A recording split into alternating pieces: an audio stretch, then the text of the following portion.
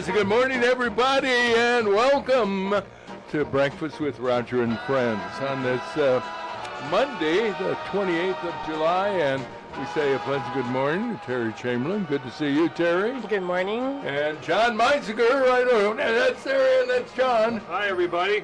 And this is...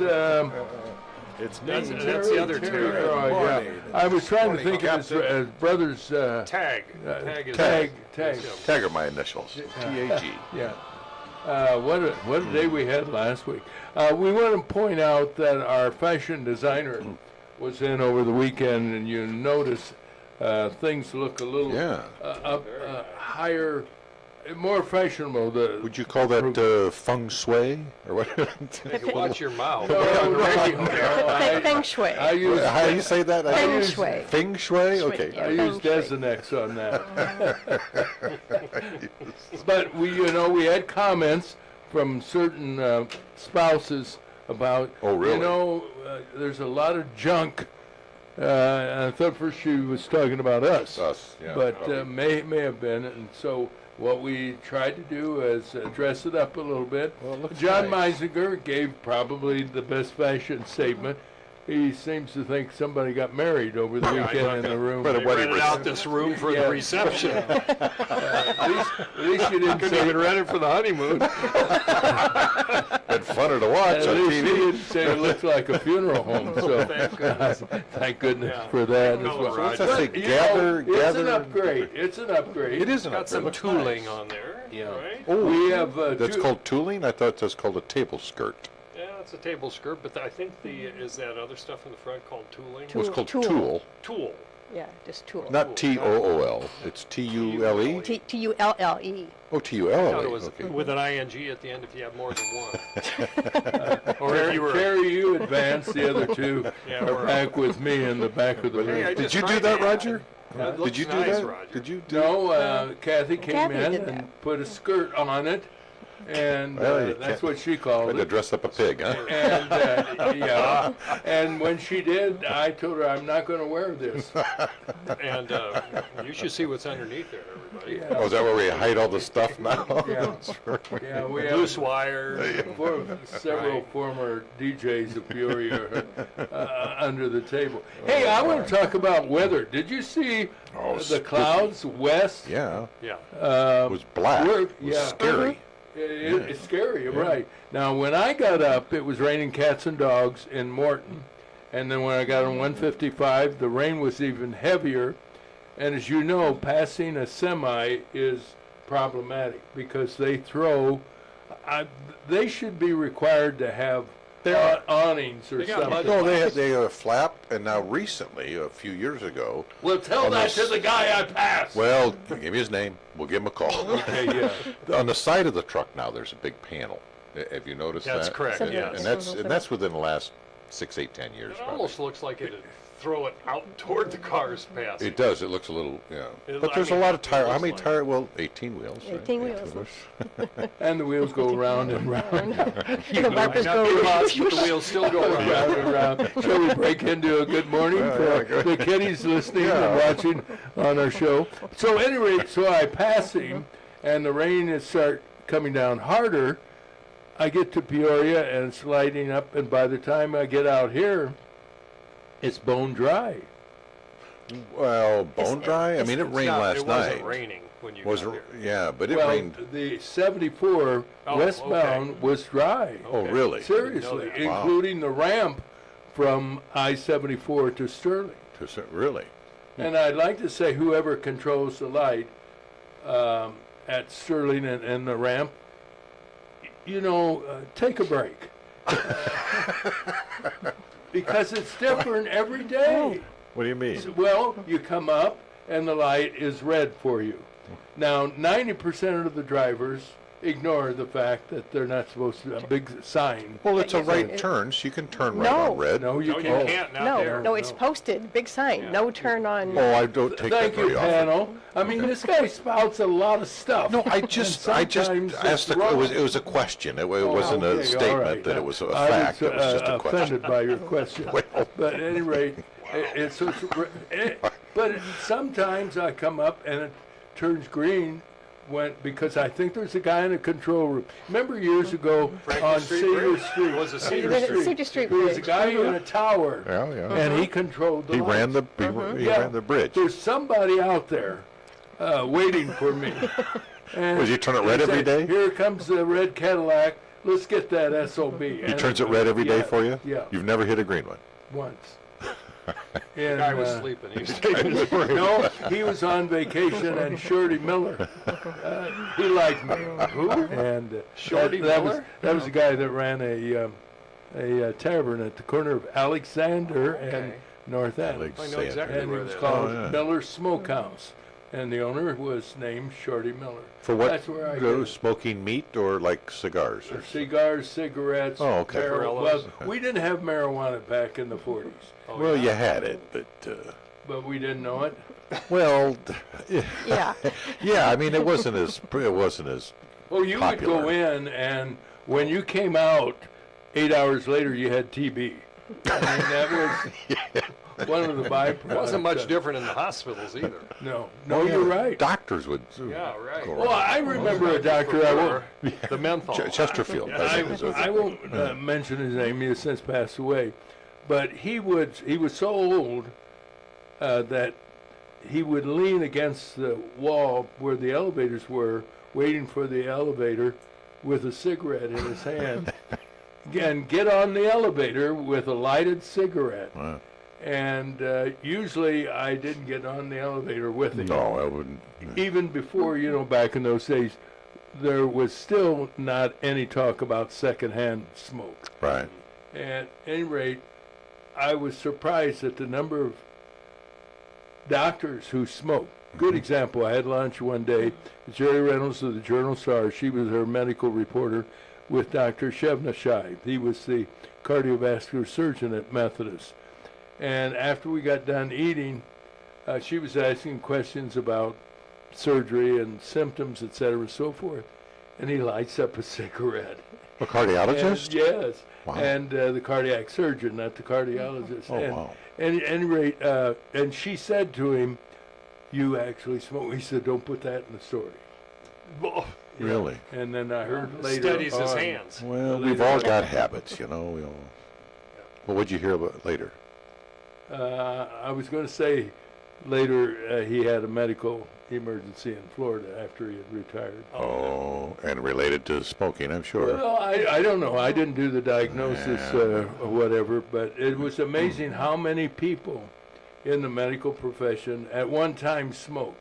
Now, I don't know. All of you have doctors. Have you ever seen or heard? They're not going to smoke in front of you, come in and say, Yeah. No. what's your problem today?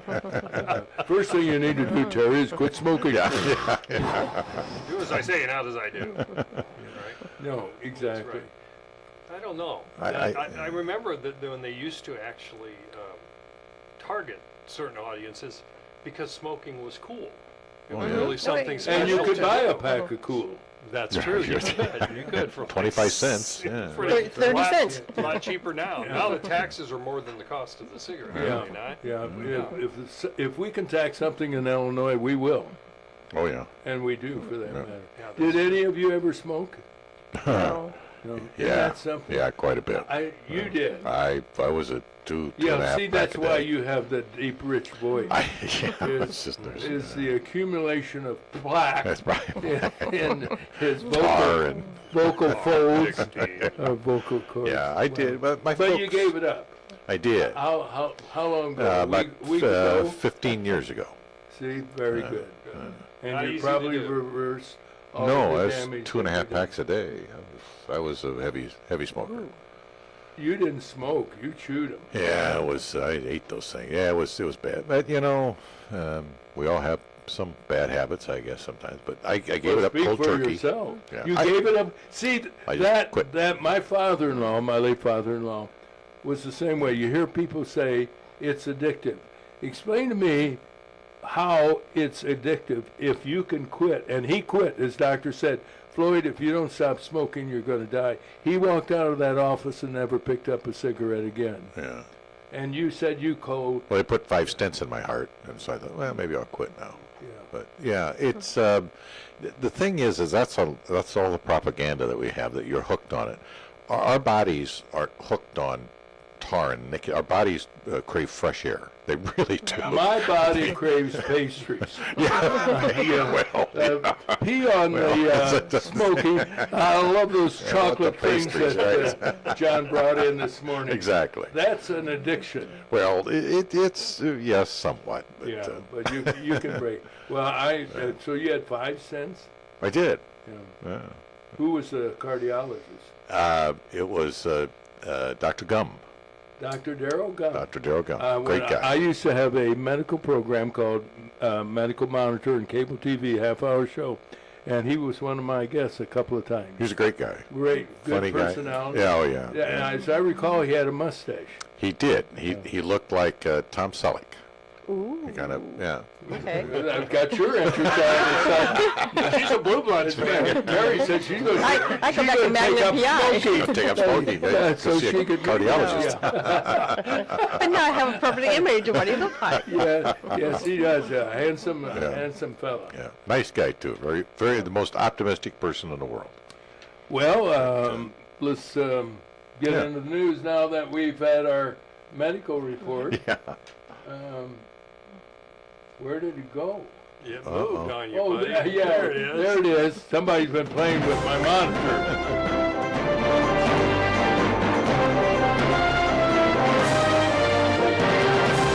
Well, let's start with a check of the weather brought to you by Bob Manning, Senior Vice President Financial Advisor. He's with the Grandview Capital Group at Morgan Stanley in Peoria. For investment needs, think about Bob Manning. He's available at 309-671-4653.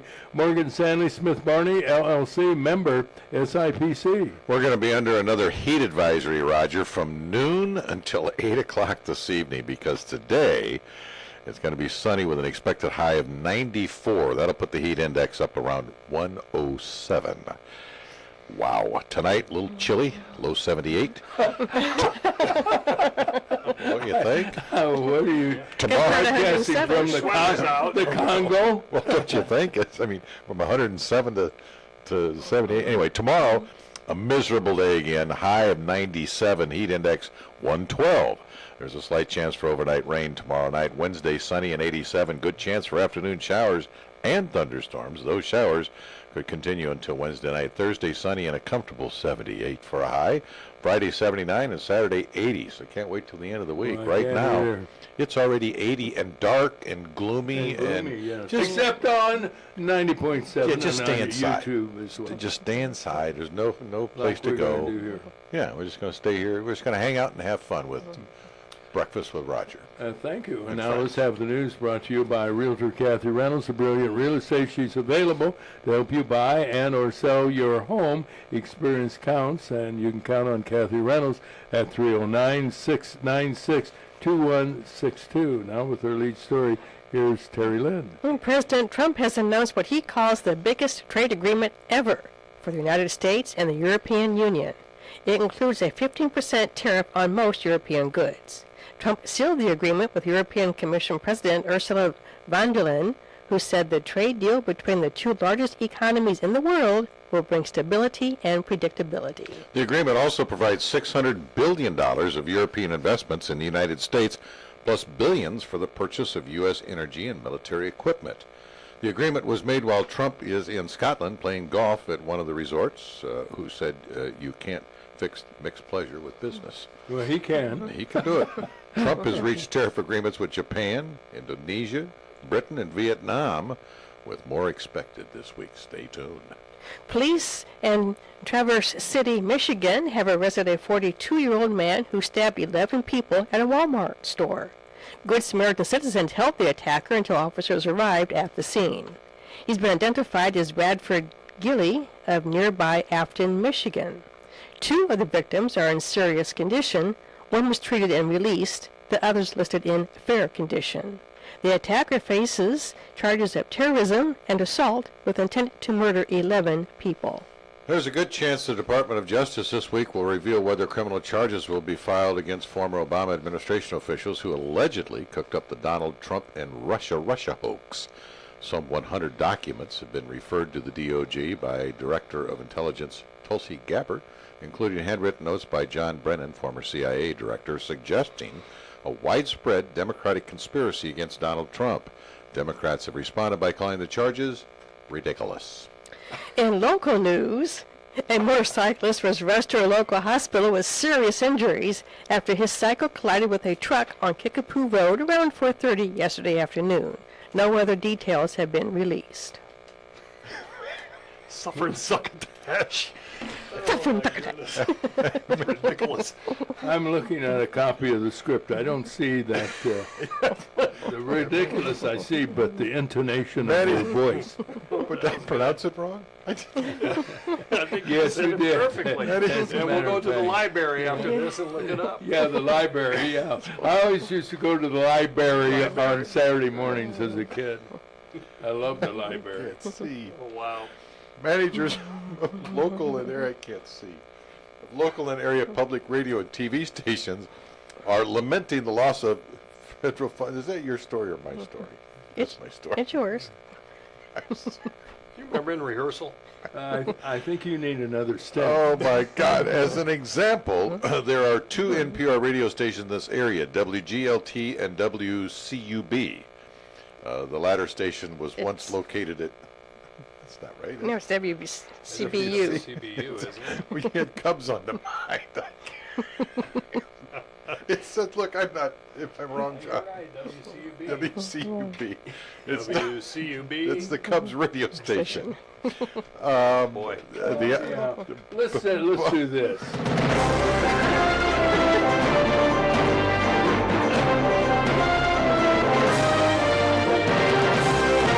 Now here's the news with Terry Groff. Not to be ridiculous.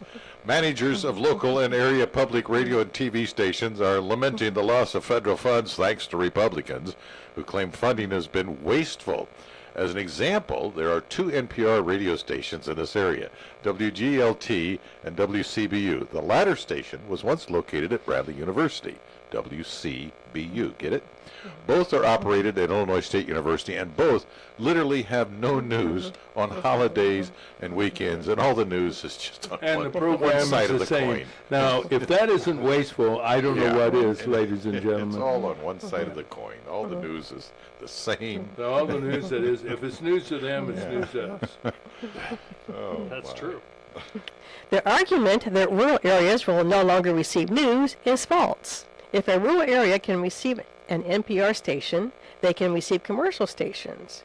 What is unfair is for an NPR station like KWMU in St. Louis to have 100,000 watts of power blasting and overriding local WAZU, a non-commercial station, off the air in its own backyard. KWMU operates at FM 90.7, the same frequency as WAZU, which is only 500 watts. If some mornings you have a hard time hearing this program, it's because of the power of the St. Louis tax-supported University of Missouri NPR station. So there. It's nuts. It's this rural area argument is so stupid. It's as phony as, There's nowhere, glasses there's on my nowhere nose. that you can't get the internet. If you can't, if there's some mountain someplace, maybe in Montana, and if somebody built a house, I think they don't want to deal with this stuff, right? That's They why want they to get built it. away. Why they built it there? Yeah, that's why they went there. This is so ridiculous. This rural stuff is the most ridiculous. If they wanted to say that 30, 40 years ago, 50, no, it'd be more than that, even 60, 70 years ago, okay, maybe, but not today. I'm sorry, that's just a stupid. good example, another good example, I used to listen to WGN years ago when there were only a few radio stations. You know, at one time, the frequency on AM in Peoria was 1470 WMBD, 1350, which was at one time XCL. WXCL. It was the number one station, believe it or not, with only 1,000 watts. I think WMBD has 5,000. do that. And then you had WRL, which was the mighty 1290. Today it's just an echo chamber with advertisers from WM. They're both owned by the same national or Is that Sirius? organization. Sirius Radio? And then you have 1140, which was WSIV in Pekin, And now the station is located in Peoria, though it's licensed in Pekin. Try to figure that one out. And then what's the other one that came on later? A CT, WWCT. And that was 1020, you're which talking is WPEO, which is a clear channel station, daytime only. And guess why they have to get off the air at sunset? Because the first station in the country was KDKA out of Pittsburgh, and that's called a clear channel. And they were there first, but that's another rule that is silly.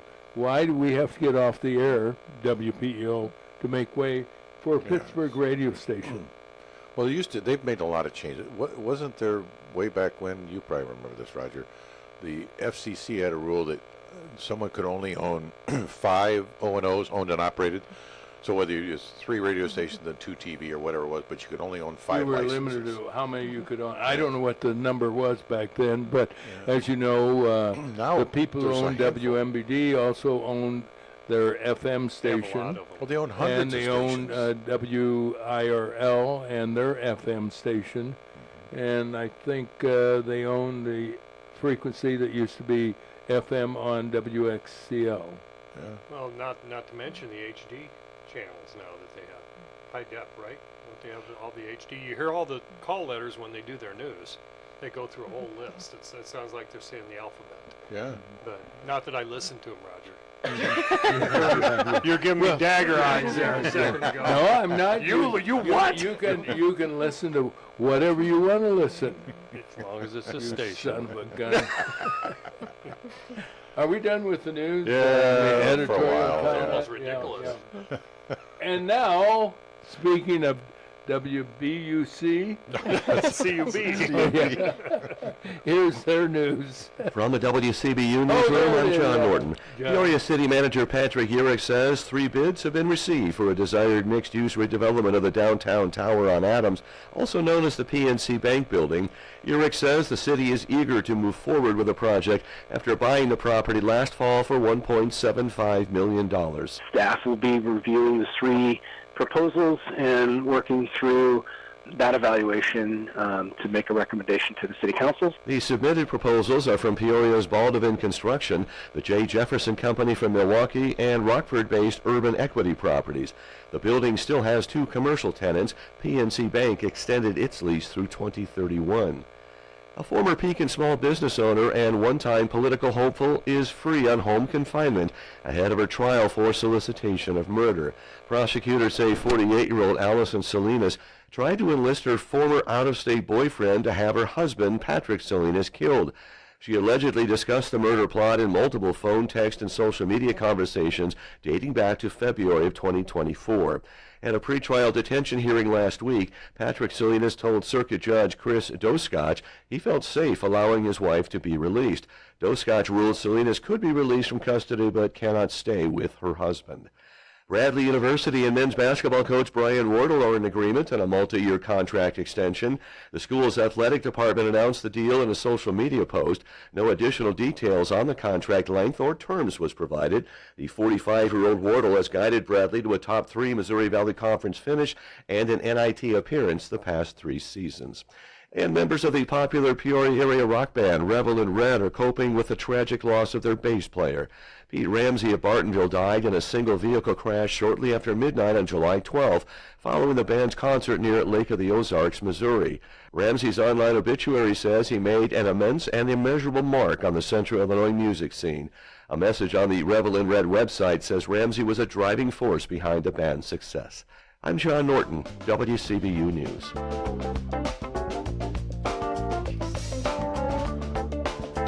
You know, I've been around this town long enough that the building isn't known as the PNC building. It's known as the Commercial Bank Building and has been for umpteen years. Do you remember walking down the halls or the entrance to the lobby was of the huge. commercial? It's Yeah. huge. Absolutely And they huge. had, it was like a scene from, what was that Jimmy Stewart movie, Christmas Wonderful movie? Life. It's a Wonderful Life. It reminded me of the movie, or the movie reminded me of Commercial Bank. And who was the president for many, many years? Mr. Luthie, George Luthie. initially, and then Dave Connor. Then Dave Connor. That's who I didn't. George Luzzi, as a matter of fact, I think signed at least one of my 2 degrees from Bradley.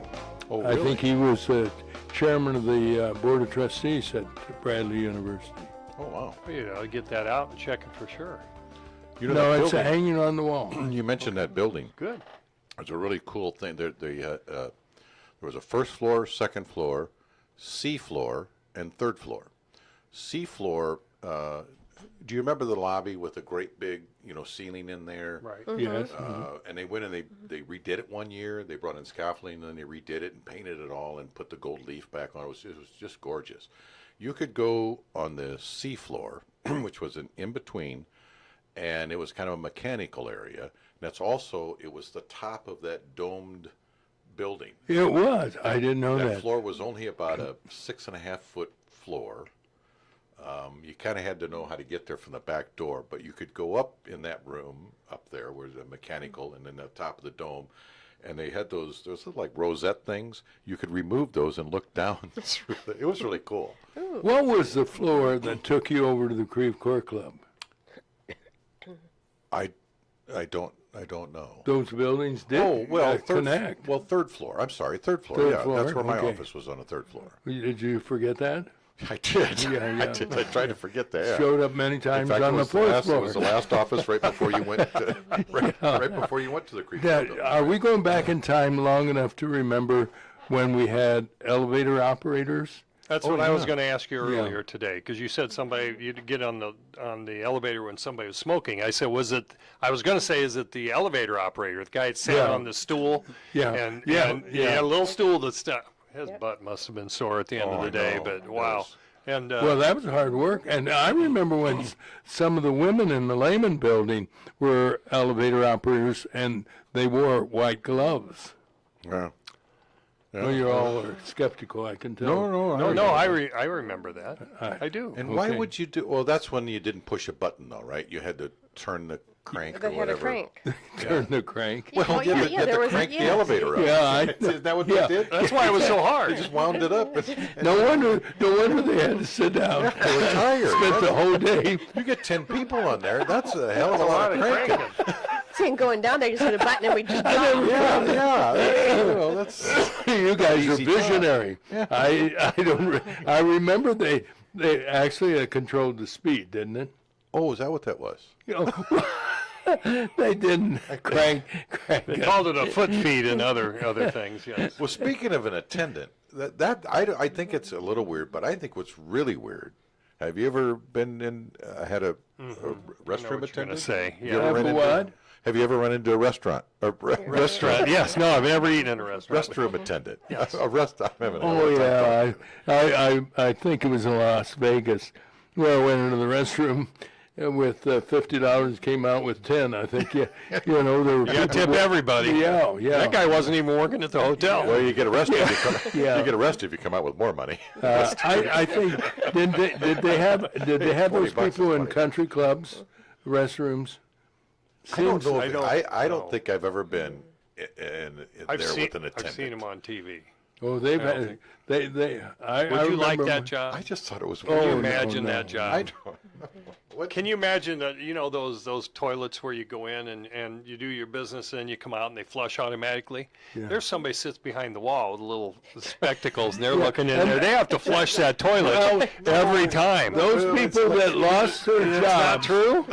the people who lost their Oh, that's the jobs, bowling pin setter. lost their jobs in elevators, they transition over to the and they crank, they crank the toilet. Because I swear I heard, hurry up. Yeah, I'm almost on my lunch break. yeah. Little knock on the back wall. I would say, are you finished yet? You know what? They're We trying to need cram to, 3 or 4 people into one stall. and now, since we're into sports, here's John Yeah, that's definitely Meisinger, sports. brought to you by, Yeah, whatever. I'll take it. In Major League Baseball yesterday, Ben Brown pitched 5 effective innings. Pete Crow Armstrong drove in 2 runs, and the Chicago Cubs topped the Chicago White Sox 5-4 yesterday. The Cubs, who are now 62-43, began the day with a tie with Milwaukee for first place in the NL Central. They open a 3-game series against the Brewers tonight. Manny Machado of the Pirates went 4 for 5 with 2 doubles and 3 RBIs one day after twice being hit by pitches. And the San Diego Padres breezed to a 9-2 victory over the St. Louis Cardinals yesterday to split a 4-game series. Other games of interest, Yankees beat the Phillies 4-3, the Pirates over the D-backs 6-0. Reds 2, the Rays 1, and the Tigers beat the Blue Jays 10-4. Yesterday's matchup at Dozer Park showcased an intense battle between the West Michigan Whitecaps and the Peoria Chiefs, with both teams displaying their competitive spirit in the scorching heat. The Chiefs rallied in the 6th inning, scoring 4 runs to bring the game to a tie at 5, igniting hopes of a comeback. However, the Whitecaps responded with 2 crucial runs in the 7th, while the Chiefs could manage only 1 more run, ultimately falling short with a final score of 7-6. As the Chiefs gear up to open their series against Wisconsin at 6:35 p.m., fans are invited to come out for Taco Tuesday and cheer on the Chiefs. And Taco Tuesday, how much are tacos? $2, weren't they? That's right, I think it was $2. There you go. Good call. Well, I'm going to repeat a story that was given by WCUB. John Norton, is that his name? Yes, Ed Norton, I don't know. Yeah, Ed Norton's son. To the moon, Alice. Brian Wardle has solidified his position as head coach of Bradley basketball with a newly agreed multi-year contract extension. The specifics remain under wraps. Historically, precedents, though, suggest that this agreement could keep Wardle at the program's reins until at least of the 2029 season. Wow, that's good. That's a good run. Yeah.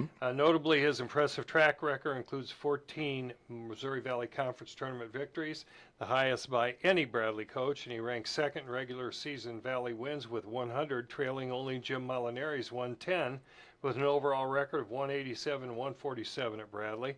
Wardle stands fourth on the program's all-time wins list, while his 334 games coached ranked third in the history of the university's basketball program. Wow. So he's a little more. He's a class act. We knew. In How many- addition how to many being a good millions? coach, he is a class act and is Yeah. raising a wonderful family, he and his bride. He toes the line with his players too. Yeah. I think. How many Seriously. millions? Is that millions? Is that No, no? What do they get? Think anywhere close. What do for they that. get a 6 year? figures. 6 figures a year? Yeah. It may be mid to high 6 figures, but Okay. Well, you may recall, and Dr. Gene Sidler knows more about it than all of us put together when it comes to salaries that's that true. coach. But you has may to prove recall one of the things that he noted that former President Joanne Glasser had in her contract. No one could make more money than she, and so that's why she agreed to a large salary for Geno Ford that was far higher than what he was Because making. I thought he made like $1 million, didn't he? I'd heard No, that. No? Okay. All right. Well, Gene, if you're listening and you want to weigh in on this, yeah, let's. the number curious. is 1-800 We Love You. No, that's the 900 number. yeah, give us a call. That'll cost you $1.95 a minute. Yeah, exactly. Yeah, Not that I know anything about that. yeah. Oh, how would you? Yeah. Right? The 2025 Tri-County Tennis Tournament was played this past weekend at Morton High School, showcasing the best talent in the Peoria area. This premier tennis event concluded yesterday with an exciting lineup of 8 singles divisions. The Men's Open Championship featured a thrilling showdown between the top-seeded Grayson Doskach and the third-seeded Chase Klaus, with Doskach ultimately claiming victory in a hard-fought match. Meanwhile, the Women's Open Championship saw first-seeded Alassa Michael face off against Chloe Kendall, with Michael emerging triumphant to take home the championship title. The tournament once again was highlighted by the competitive spirit and sportsmanship presented in the local tennis community. Do you Yeah, I'm remember when it glad to used hear be a that. That final? used to be sponsored by the Journal Star. As you know, they've dropped everything. Yep. And who sponsored it? Do you know? I have no idea now. Okay. And it's the same thing with golf. It's the same thing with, Yeah, the with Journal Star swimming, is all the A summer big fun nothing sports. burger. Yep.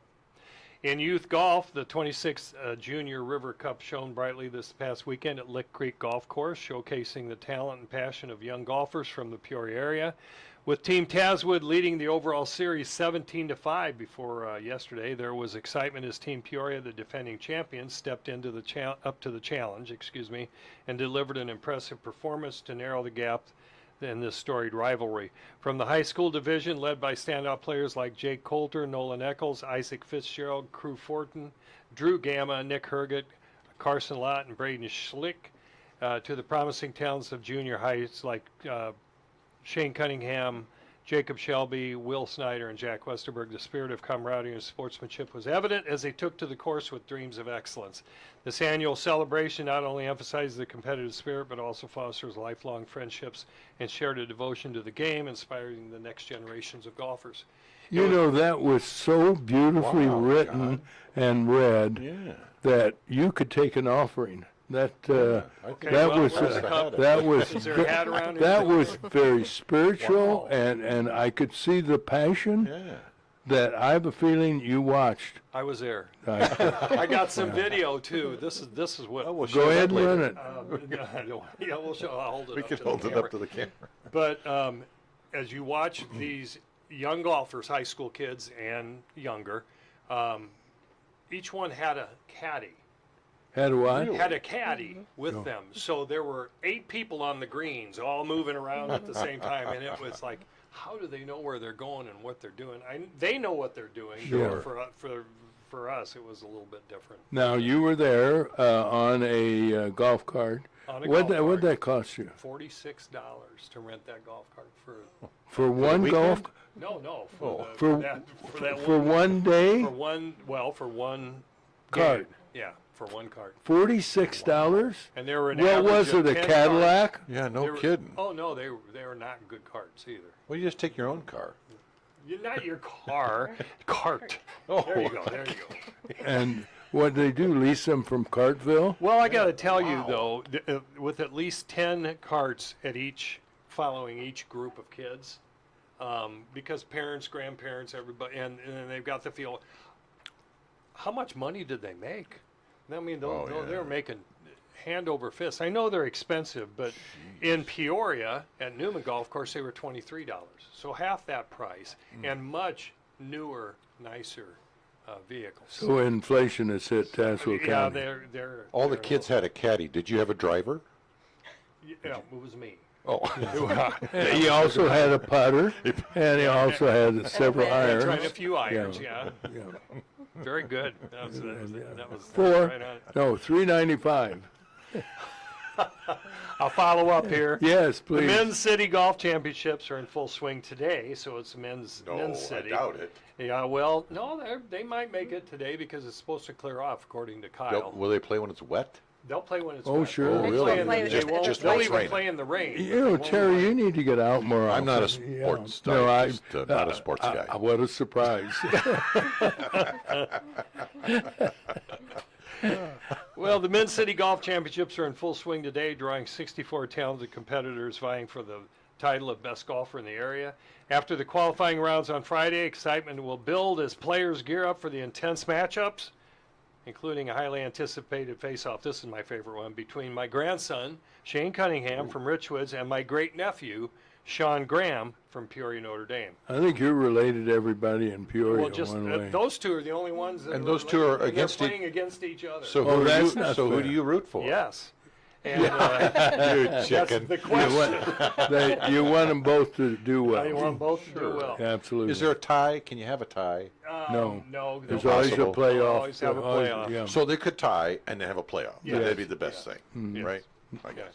Tournament features top seeds. Let's get these names: Scott Fegley, Rick LaHue, Quinn Cox, and Jeremy Ott. So you've heard of all those names. All salesmen. All. Are they all Why, they salesmen? got time to golf. That's right. Each aiming to showcase their skills and secure a place in the later rounds. With play continuing through the week, golf enthusiasts can look forward to some excitement and unexpected turns as the championship unfolds. So there's 64 in the championship division. There's more in the consolation division as well. So a lot of golfers playing now. It's actually taken it up. A lot of golfers playing golf now. Huh. Oh, that's amazing, isn't it? Huh. Wonder why that's that way. Huh. Who would've thought? brought your stool sample in? Julia? That's what I want to know. They don't. It's not a pretty. It's not a. that's You remember, what was that movie, not a pretty. Caddyshack? It's not Yeah, a pretty you, dessert. no, it sure It's is. healthy. Yeah, It's yeah. not. I can tell you're not sports, and I don't want to put you down because you, No, that's you fine. most of your life you were a business typhoon. Well, baboon. It's called baboon. Roger, I have one more story. I've wanted to say that business typhoon for 5 minutes. Thanks for allowing me to get it in. Well, thanks for hanging on to that. Okay. Looks like you hung on that too long. Well, I don't know, it's a shorty. You ought to have. They're very Do healthy. you I like? know, they look delicious.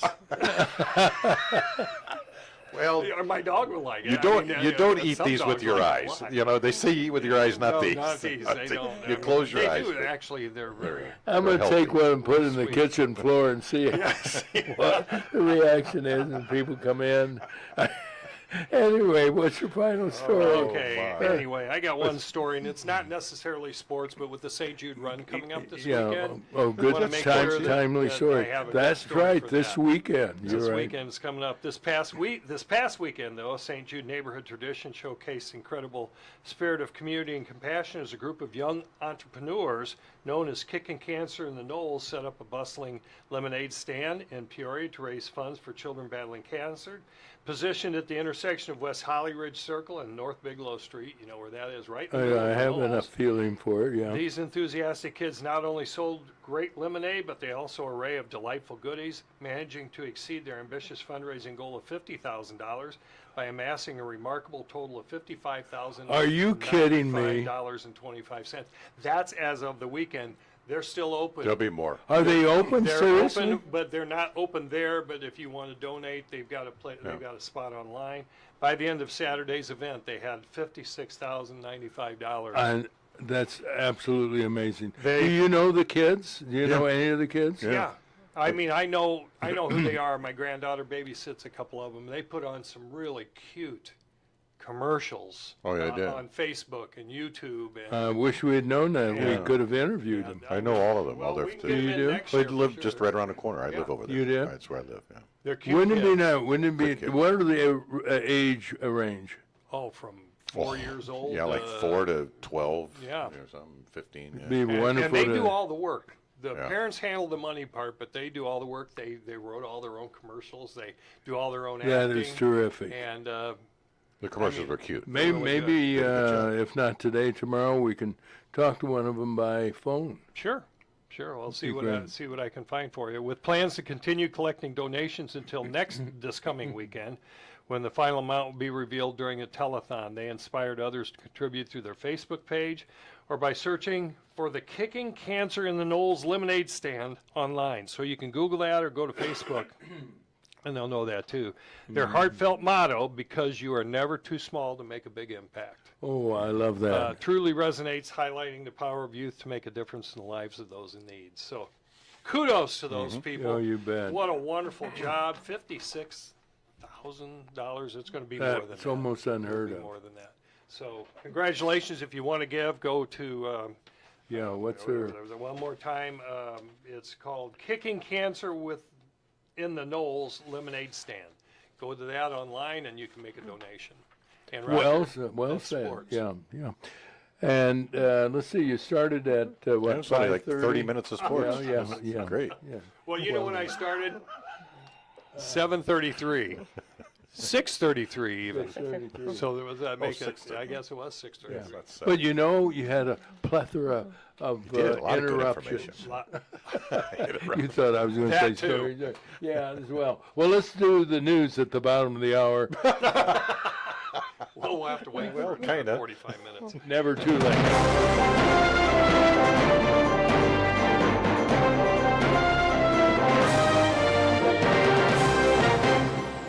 And the news at the bottom of the hour brought to you by, what was the name of the group?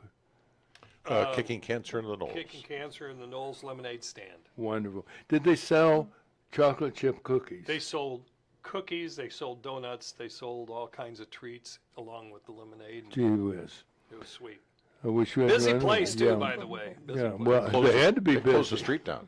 Yeah. They closed the street. Whole street. They put up barricades and closed the They street. did. Yeah.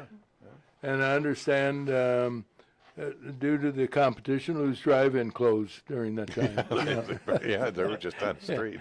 All right, let's get into the news presented by Matt Wall, CPA with Gordon Stockman Wall. More than 40 years now, Matt has been handling tax returns and financial matters. You can reach Matt today at 309-692-4030, 692-4030. Here's Terry Lynn. Well, I'm going to acknowledge Kendra. She sent this in like half an hour ago, but this is my first chance to get a word in edgewise. Yeah. Was that a shot or was that a That shot? was a shot, Yeah, yes. Okay. Yeah. Anyway. Here's Terry Chamberlain. You may remember her from last week. Yeah, I was sitting over here in the corner. Kendra says heavy thunderstorms are moving through the Peoria Metro Center right now, and they're marching southeast. But sunshine and hellish heat will return by midday. And this was who? Kendra, Kyle's Kendra. wife. Kyle's wife. Well, I Kyle know Farnham, that. our meteorologist. Work with me, Terry. In other words, was it Kendra, but was it Kyle? Is Well, I'm she sure a he told her what to say. meteorologist? He told her what to say. Yeah, he probably dictated it and she yeah, typed it, but that's. Well, I'd rather hear. No, don't say that, Roger. Oh. I'd rather hear Kendra than Yeah. Kyle sometimes. Sometimes. Anyway, that's, Now we're going to hear it. Yeah. yes.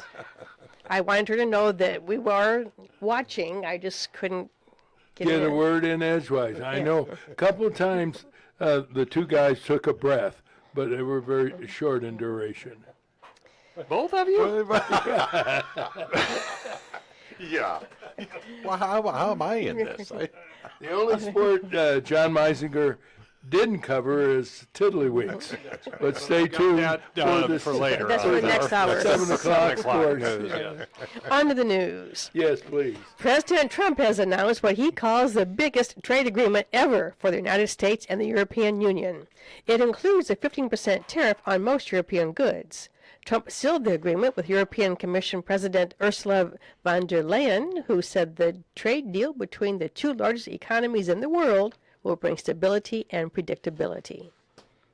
The agreement also provides $600 billion of European investments in the United States, plus billions for the purchase of U.S. energy and military equipment. Trump has reached tariff agreements with Japan, Indonesia, Britain, and Vietnam, with more expected this week. Police in Traverse City, Michigan, have arrested a 42-year-old man who stabbed 11 people at a Walmart store. Good Samaritan citizens held the attacker until officers arrived at the scene. He's been identified as Bradford Gilly of nearby Afton, Michigan. 2 of the victims are in serious condition. One was treated and released. The others listed in fair condition. The attacker faces charges of terrorism and assault with intent to murder 11 people. There's a good chance the Department of Justice this week will reveal whether criminal charges will be filed against former Obama administration officials who allegedly cooked up the Donald Trump and Russia hoax. Some 100 documents have been referred to the DOJ by Director of Intelligence Tulsi Gabbard. Democrats have responded by calling the charges ridiculous. In local news, a motorcyclist was rushed to a local hospital with serious injuries after his cycle collided with a truck on Kickapoo Road around 4:30 yesterday afternoon. No other details have been released. Managers of local and area public radio and TV stations are lamenting the loss of federal funds, thanks to Republicans who claim funding has been wasteful. There are 2 NPR radio stations in this area, WGLT and WCBU. WCBU is once located at Raleigh University. Both carry the same programs. And those are the headlines, Roger. All right, thank you, Terry. Now, a check of the weather, a presentation of your hometown community bank's division of Morton Community Bank, employee-owned, locally operated. You can still choose a hometown bank at hometownbanks.com, member FDIC. Roger, Yes. it's horrible out there. Stay inside. Currently 80. And that's it. Well, it's really heat index today, Roger. 94 degrees. That's going to make, can you do the math on that? 107. 107 degrees. Tomorrow, Is that miserable. when they say feels like? Feels like. think That's See, a I've always feels had like. an argument. It may feel like that to you, but to me, What's it feel like would to you? feel like 114 degrees. Yeah. I can't tell the difference You Oh, can? come between on. 107 and 114. Um, Would you be able to say it's that no, much hotter? I don't no, think so, probably no. not. It's Yeah. just you're all melted. It's all Yeah, it's horrible. all crappy. Just Excuse the horrible. You expression. know, Horrible. if you go outside and spend a little time outside, and I mean a little time, doesn't take much, and go inside, it seems like you're walking into a refrigerator. It is so welcoming after what you, and it doesn't take long for your body to start saying, you need to go inside, pal. Yeah, it was And all weekend like that. You know, they got the red flag warnings about today, but tomorrow's going to be even worse. Tomorrow's worse, sir. It's 112 tomorrow, and then probably rain in the evening. And then Wednesday, cooling up a little bit, 87, but there's a good chance for showers. Thursday, it'll start to get comfortable again. 78 for a high. Friday, 79. Saturday, 80. So, and I think the Perfect for the humidity's going St. to drop Jude a little. runners this year. Yeah, be good for Hopefully those guys. let's hope it doesn't get too much hotter than Yeah, that. it can be really miserable. Little known factoid, and I hope somebody will challenge me on this. I am proud to say I've been associated with St. Jude since November of 1971. I just wonder if anyone else in the audience has been associated longer. Not Yeah. longer, Okay. at least that long, because when I was a junior, I was on the teen board, the Bergner's teen board that went out and marched, got people to march Had for the St. big Jude, had the big badges on you, badge yeah. and Wow. the cans, and we went And door I would to door. say you're, pardon the expression, close. neck and neck. Yes, very close to that. I did until 70. Good for you. 75, 76, because I was on the radio and we used to carry the telethon and used to have to stand there and beg for money. And I didn't like it. You didn't No, I didn't like, asking money? yeah, I hated going on and, Well, I'll tell you what, all you need to do is be around the clinic, which opened in January of 1972, and be around the kids and the things that they had to go through, yeah. particularly when they did the spinal tap. I remember Steve Shaw. Steve, if you're listening, give us a call because you were among the guys that did the video of them doing that procedure, and I was invited to watch to see what takes place. And I said, no, thank you. Yeah, because Yeah, they were tough. at Methodist. Yes, St. they Jude was there when you were started there. at Methodist. Yeah, okay. There was an agreement signed by Mayor of Peoria, Jim Maloof. Don Larson was the associate administrator then, and we became the first and only affiliate of St. Jude Hospital in Memphis, Tennessee. Now they have more affiliates. And the other thing, too, and you know this, I'm sure, John, is the protocols for treatment are used worldwide now by other children's hospitals. And the research is shared worldwide with Yeah. no Yeah. cost. Right. So Oh, it's amazing what them. they've done. It is absolutely amazing. Yeah. And okay. We have a monitor here, and they gives us tips. Oh, good. Cues. And one of those was Tell Terry to shut up. Haven't gotten which that one? one yet. No, that was your brother again. All right. Well, we covered the news and the weather, and also I want to mention that the story out of Traverse City, Michigan. That's where my grandson played in the Northwoods League. A beautiful town. Both my son and his daughter from Champaign used to go up there and watch him play baseball. I bring it up because the sheriff said something in announcing to reporters what went on, and he kept mentioning, and probably to the delight of the attacker's attorney, that this guy was mentally ill. And I'm wondering, was that a wise? I know police officers and sheriffs and so forth are under a great deal of pressure from the media, but to keep referring to him that he's had a number of mental health problems, to me that builds a pretty good case for insanity, Unless he knew the guy from before, which he did apparently. and he knew that he'd been in and out of maybe some institutions, or that he knew he was mental. Yeah, to say it is not probably a good thing. But if he knew the guy was or is, Did you see any of the video of the guy? I mean, he looked nutty. No, Yeah. I've not seen it. No, it was, and do you know bystanders are the one who captured that him? was the good guy with the Yes. gun. Yeah, well, I was going to say he had the knife. The other guy had the gun. Yeah, You he know- brought a knife to a gunfight, is Yeah. what he did. Yeah. And it's interesting. Roy said, you remember years ago when they had the product called the Club that you put on the Right, put on your steering wheel of your car? Oh, right. And he said it worked fine until I ran into a guy who had the gun.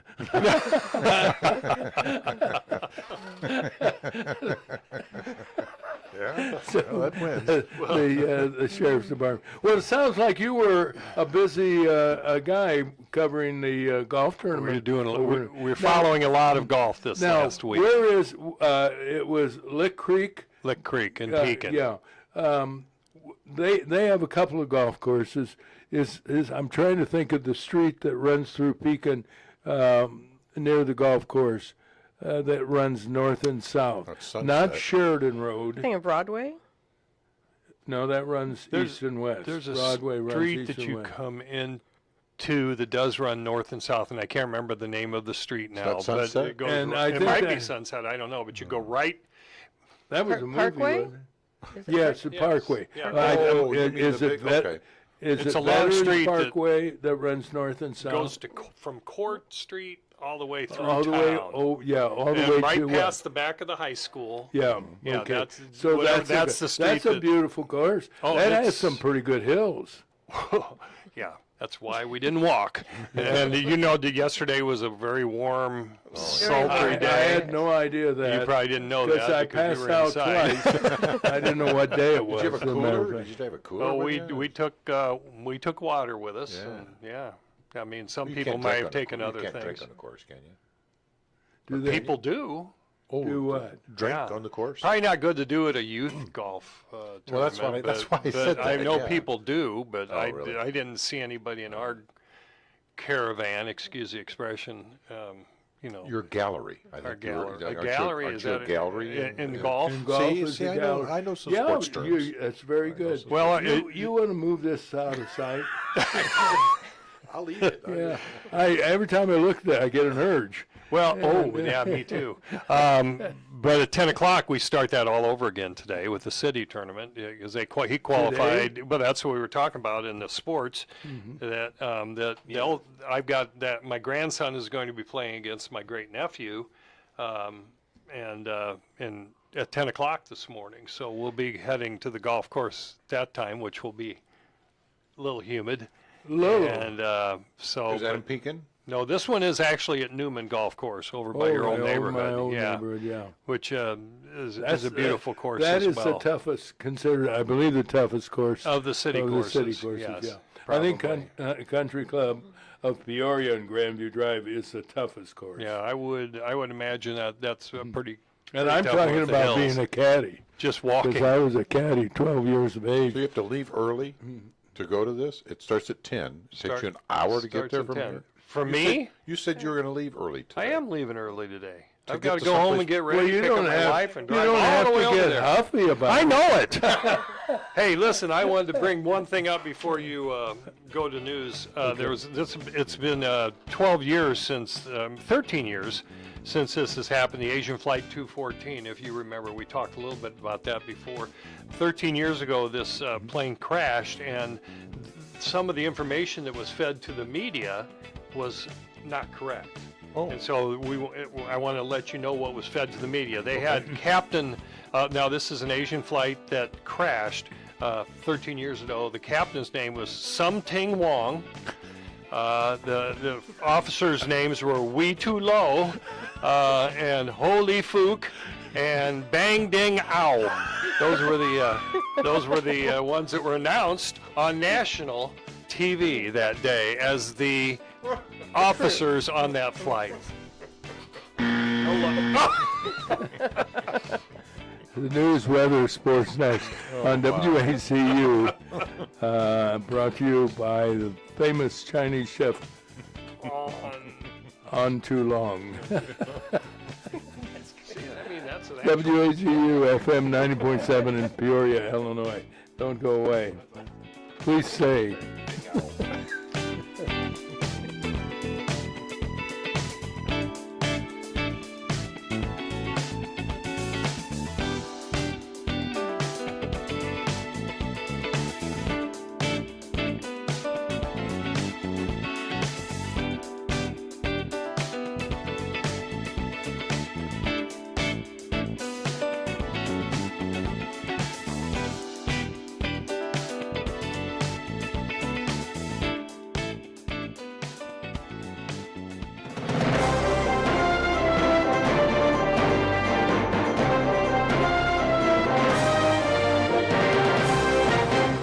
Good morning, everybody. It is Monday morning, the 28th of July. Start with a check of the weather brought to you by our friends at Peoria Pet Crematory. You know, losing a pet affects just about everyone.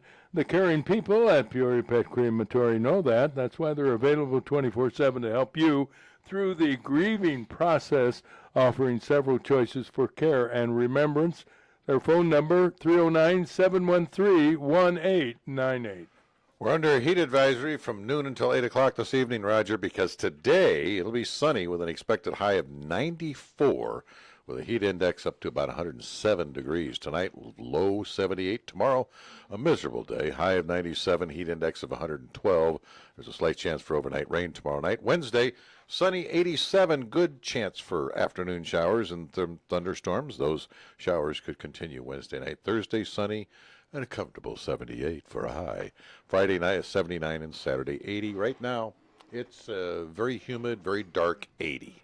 What happened to our air conditioner? We went from being colder than all get out to now it's kind of muggy in the studio. A lot of hot air. Used to be on that morgue setting. Now it's... You know, more people are turning to home health care for loved ones and more people choosing Spoon River Home Health.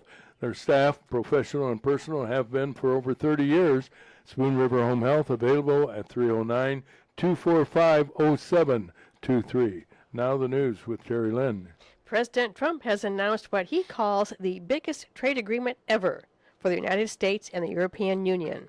It includes a 15% tariff on most European goods. Trump sealed the agreement with European Commission President Ursula von der Leyen, who said the trade deal between the two largest economies in the world will bring stability and predictability. The agreement also provides $600 billion of European investments in the United States, plus billions for the purchase of U.S. energy and military equipment. The agreement was made while Trump was in Scotland playing golf at one of his resorts. Who said you can't mix pleasure with business? Trump has reached tariff agreements with Japan, Indonesia, Britain, and Vietnam, with more expected this week. Police in Traverse City, Michigan have arrested a 42-year-old man who stabbed 11 people at a Walmart store. Good Samaritan citizens held the attacker until officers arrived at the scene. He's been identified as Bradford Gilly of nearby Afton, Michigan. 2 of the victims are in serious condition. One was treated and released. The others listed in fair condition. The attacker faces charges of terrorism and assault with intent to murder 11 people. Hey, there's a good chance for the Department of Justice this week will reveal whether criminal charges will be filed against former Obama administration officials who allegedly cooked up the Donald Trump and Russia hoax.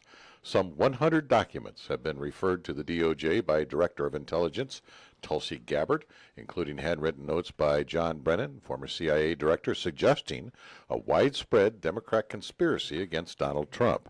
Democrats have responded by calling the charges ridiculous. In local news, a motorcyclist was rushed to a local hospital with serious injuries after his cycle collided with a truck on Kickapoo Road around 4:30 yesterday afternoon. No other details have been released. Managers of local and area public radio and TV stations are lamenting the loss of federal funds thanks to Republicans who claim funding has been wasteful. As an example, there are 2 NPR radio stations in this area, WGLT and WCBU. The latter station was once located at Bradley University. Both are operated at Illinois State University, and both literally have no news on holidays and weekends. The argument that rural areas will no longer receive news is false. If a rural area can receive an NPR station, they can receive commercial stations. What is unfair is for an NPR station like KWMU in St. Louis to have 100,000 watts of power blasting and overriding local WAZU, a non-commercial station, off the air in its own backyard. KWMU operates at FM 90.7, the same frequency as WAZU, which has only 500 watts. If some mornings you have a hard time hearing this program, it's because of the power of the St. Louis tax-supported University of Missouri NPR station.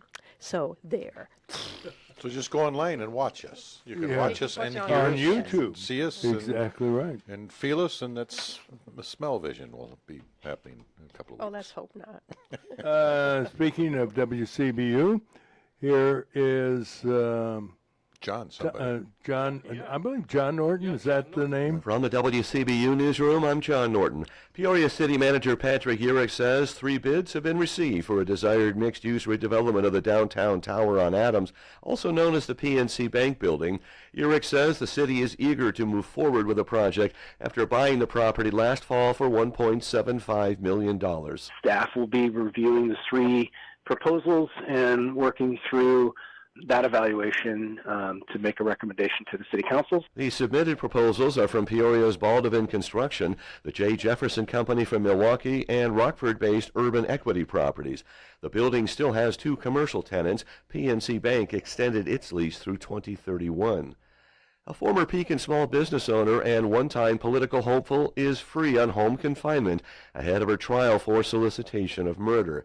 Prosecutors say 48-year-old Allison Salinas tried to enlist her former out-of-state boyfriend to have her husband, Patrick Salinas, killed. She allegedly discussed the murder plot in multiple phone, text, and social media conversations dating back to February of 2024. At a pretrial detention hearing last week, Patrick Salinas told Circuit Judge Chris Doskotch he felt safe allowing his wife to be released. Doskotch ruled Salinas could be released from custody but cannot stay with her husband. Bradley University and men's basketball coach Brian Wardle are in agreement on a multi-year contract extension. The school's athletic department announced the deal in a social media post. No additional details on the contract length or terms was provided. The 45-year-old Wardle has guided Bradley to a top 3 Missouri Valley Conference finish and an NIT appearance the past 3 seasons. And members of the popular Peoria area rock band Revel in Red are coping with the tragic loss of their bass player.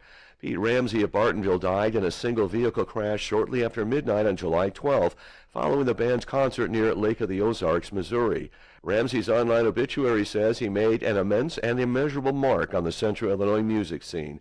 A message on the Revel in Red website says Ramsey was a driving force behind the band's success. I'm John Norton, WCBU News. Thank you, John. Now the latest from the world of sports. Another John, as a matter of fact, and he knows sports.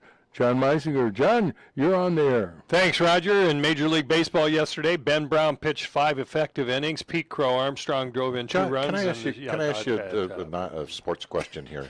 Because I'm just trying to learn. Yeah. You said he pitched 5 effective innings. Yes, What the hell they does that worked mean? very well. What's an effective? What An is it? effective inning in my book would be. Oh, and you I don't know for sure then. This is just your opinion. No, this is just my opinion. Okay. And it would We'll ask be Roger where next. there's nobody scores or he strikes out maybe He gives 15 up pitchers. no runs. No runs, gives up no runs. that's an something effective inning. That'd be effective. Yeah, that means they work well. And that means he was Yeah. successful. Okay. What's your next dumb question? No, I just. Oh, wait, I got another sentence to finish Yeah. before you ask another question. here. Let him finish this sentence. Okay, I'll figure it out. No, but that was a good question. Yeah, I don't know what a. yeah. Yeah, but You have a it was detention now. not timely. I mean, that's the kind of question you ask after the news guy. I mean, you're a professional. You didn't interrupt his weather, did you? Yes, he did. He interrupts me all the time. He kicks me under the table. They can't see that. They can't. That's because we've got the wedding skirt around the table now. No, not that part anyway. But I've digressed. No, you got interrupted. The Cubs are now 62-43, and they began the day with a tie with Milwaukee for first place in National League Central. They open a 3-game series against Brewers tonight, which hopefully they will feel will be an effective game. Manny Machado of the Padres went 4 for 5 with 2 doubles and 3 RBIs one day after twice being hit by pitches, and the San Diego Padres breezed to a 9-2 victory over the St. Louis Cardinals yesterday to split a 4-game series. In other games yesterday, of games of interest, Yankees beat the Phillies 4-3, the Pirates over the D-backs 6-0, the Reds 2, the Rays 1, and the Tigers beat the Blue Jays 10-4. Yesterday's matchup at Dozer Park showcased an intense battle between the West Michigan Whitecaps and the Peoria Chiefs, with both teams displaying their competitive spirit in the scorching heat. It was hot yesterday afternoon for sure. The Chiefs rallied in the 6th inning, scoring 4 runs to bring the game to a tie at 5, igniting hopes of a comeback. However, the Whitecaps responded with 2 crucial runs in the 7th, while the Chiefs could manage only 1 more run. They ultimately falling short with a final score of 7-6 as the Chiefs gear up to open their series against Wisconsin tonight at 6:35. Fans are invited to come out for Taco Tuesday and cheer on the Chiefs. Well, as you heard from the WCBU broadcast with John Norton, Brian Wardle has solidified his position as head coach of Bradley University basketball with a newly agreed multi-year contract extension, the specifics of which university has chosen not to disclose. While the exact duration remains under wraps, history suggests that this agreement could keep Wardle at the program's reins until at least the end of 2029. Notably, his impressive track record includes 14 Missouri Valley Conference tournament victories, the highest by any Bradley coach, and he ranks second in the regular season Valley wins with 100, trailing only Jim Molinari's 110. With the overall record of 187 and 147, the Bradley at Bradley, Wardle stands 4th in the program's all-time wins list, while his 334 games coached ranks 3rd in the history in the university's baseball program. So we're glad to have him back again for a few more years. The 2025 Tri-County Tennis Tournament was played this past weekend at Morton High School, showcasing the best talent in the Peoria area. This premier tennis event concluded Sunday with an exciting lineup of 8 different singles divisions. The Men's Open Championship featured a thrilling showdown between the top-seeded Grayson Doskach and third-seeded Chase Klaus, with Doskach ultimately claiming victory in the hard-fought match. Meanwhile, the Women's Open Championship saw first-seeded Lisa Michael face off against Chloe Kendall, with Michael emerging triumphant to take home the championship title. The tournament once again highlighted by the competitive spirit and sportsmanship presented in the local tennis community.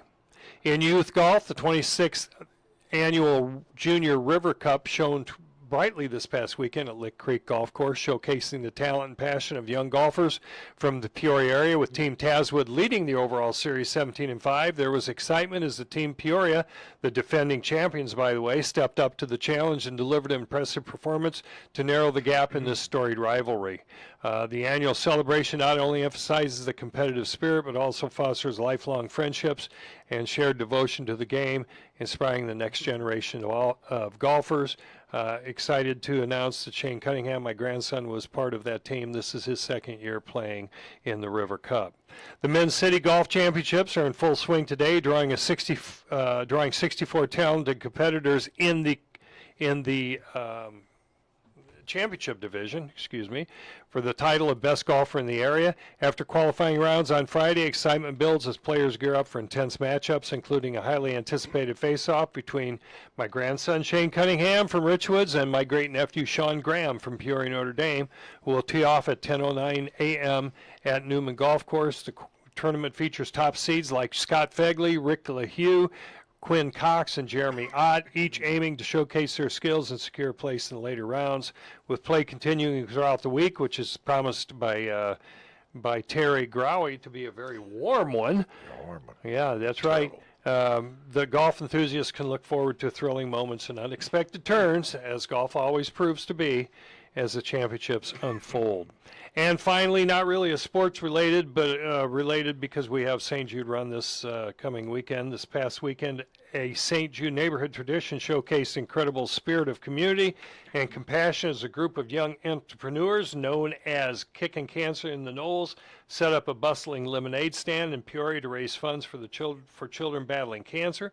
Positioned at the intersection of West Holly Ridge Circle and North Bigelow Street, these enthusiastic kids not only sold refreshing lemonade, but also an array of delightful goodies, managing to exceed their ambitious fundraising goal of $50,000 by amassing a remarkable amount.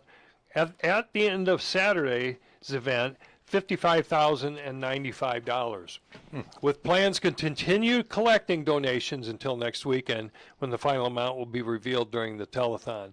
They inspire others to contribute through their Facebook page or by searching for them on Google, Kicking Cancer in the Knolls Lemonade Stand. So you can still donate to them. Their heartfelt motto is because you are never too small to make a big impact. Truly resonates, highly highlighting the power of youth in making the difference in the lives of those in need. Well Lesson said. learned. That's wonderful. Very Absolutely effective wonderful. newscast. Very And there you have sports. Effective. John Meisinger with the latest.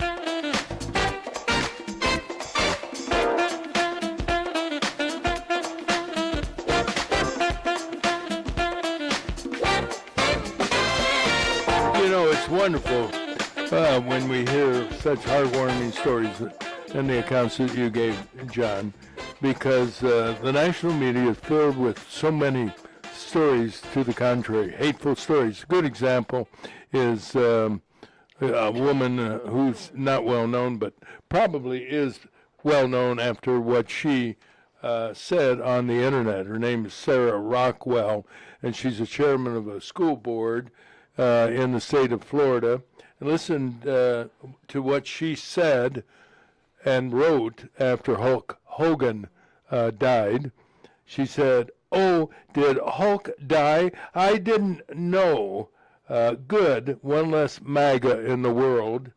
I feel nothing, absolutely nothing about his death." What a terrible thing to say. And then a Kentucky school official also has resigned after he called for people to shoot Republicans. I mean, what's gone wrong with this world with nutcases? You have the nutcase at Traverse City, then you have people sitting in positions of influence and power saying really hateful things. You can agree to disagree. Sure. But you don't need to call for somebody to be hurt or killed Or happy that they or have happy that died. they've died. Yeah. I mean, I think that's wrong, and I'm sure that there are people on the other side that are saying stupid things too, but they're probably not in a position of in power position to- of power yeah. to have influence over people. I just Well, think you it's, hope it's not. crazy, and there's no reason for it. I don't care who you are. I don't care who. Whether you're a Republican looking at a Democrat and wishing that he were dead or she were dead, that's just wrong. I don't care It who is you wrong. are. It's just wrong. And it's sad that people go to those extremes. I don't know. It's a sad Dog state that goes we're back in to here. participation Evidently a very, trophies. very unhappy person. She's just not a happy kid. Not a happy camper for some reason, but It's too bad. And that's why I think sometimes people turn to the show because We're happy. I'm a happy camper. Happy, yeah. Are you a happy yeah, camper? yeah, I'm a really yeah, big mhm. extremely I am happy. I was really happy until Terry opened up his package of homemade. Now these are chocolate-covered dates, These are right? chocolate- you know what? I'm sure they taste absolutely amazing. Goat It's just cheese. Goat cheese stuffed goat cheese stuffed. date and then If dipped in you're chocolate. so sure of that, why don't you eat one? Pardon me? And there's two different kinds of goat cheese. Now, you know, I think the world of you, Terry. Well, thank you, and Roger. and you used to make these grain based the energy Yeah, treats. energy bites, energy. yes. You like For those better? some I'll reason, make those. oh, I mean, is there a difference between night and day? Yes. Serious- I'll make serious. those. I'll- You I'll- know, okay. you're I a thought you liked chef. these too. You've been on national television where, worst cook. unfortunately, I saw him on yeah. a commercial the other day. was worse. What? I saw you on a commercial the other day for a bank, was it not? Oh, yeah. Yeah. Friend, Phil Russo asked me to be on. Yeah, I mean he's he's- legendary. He's everywhere. He's And, carrying his bag he's, of dates. and he's an outstanding No, culinary chef. No, I'm not. And well, as you know, His President- presentation is what you're yeah, thank you. Presentation has a lot to do with what you're about to you eat. say you eat with your And- eyes. and- I've heard that. Yeah, yes. well, I don't eat with my eyes. I eat with my. But close your eyes and then take a bite of the. No way am I going to close my eyes to eat that.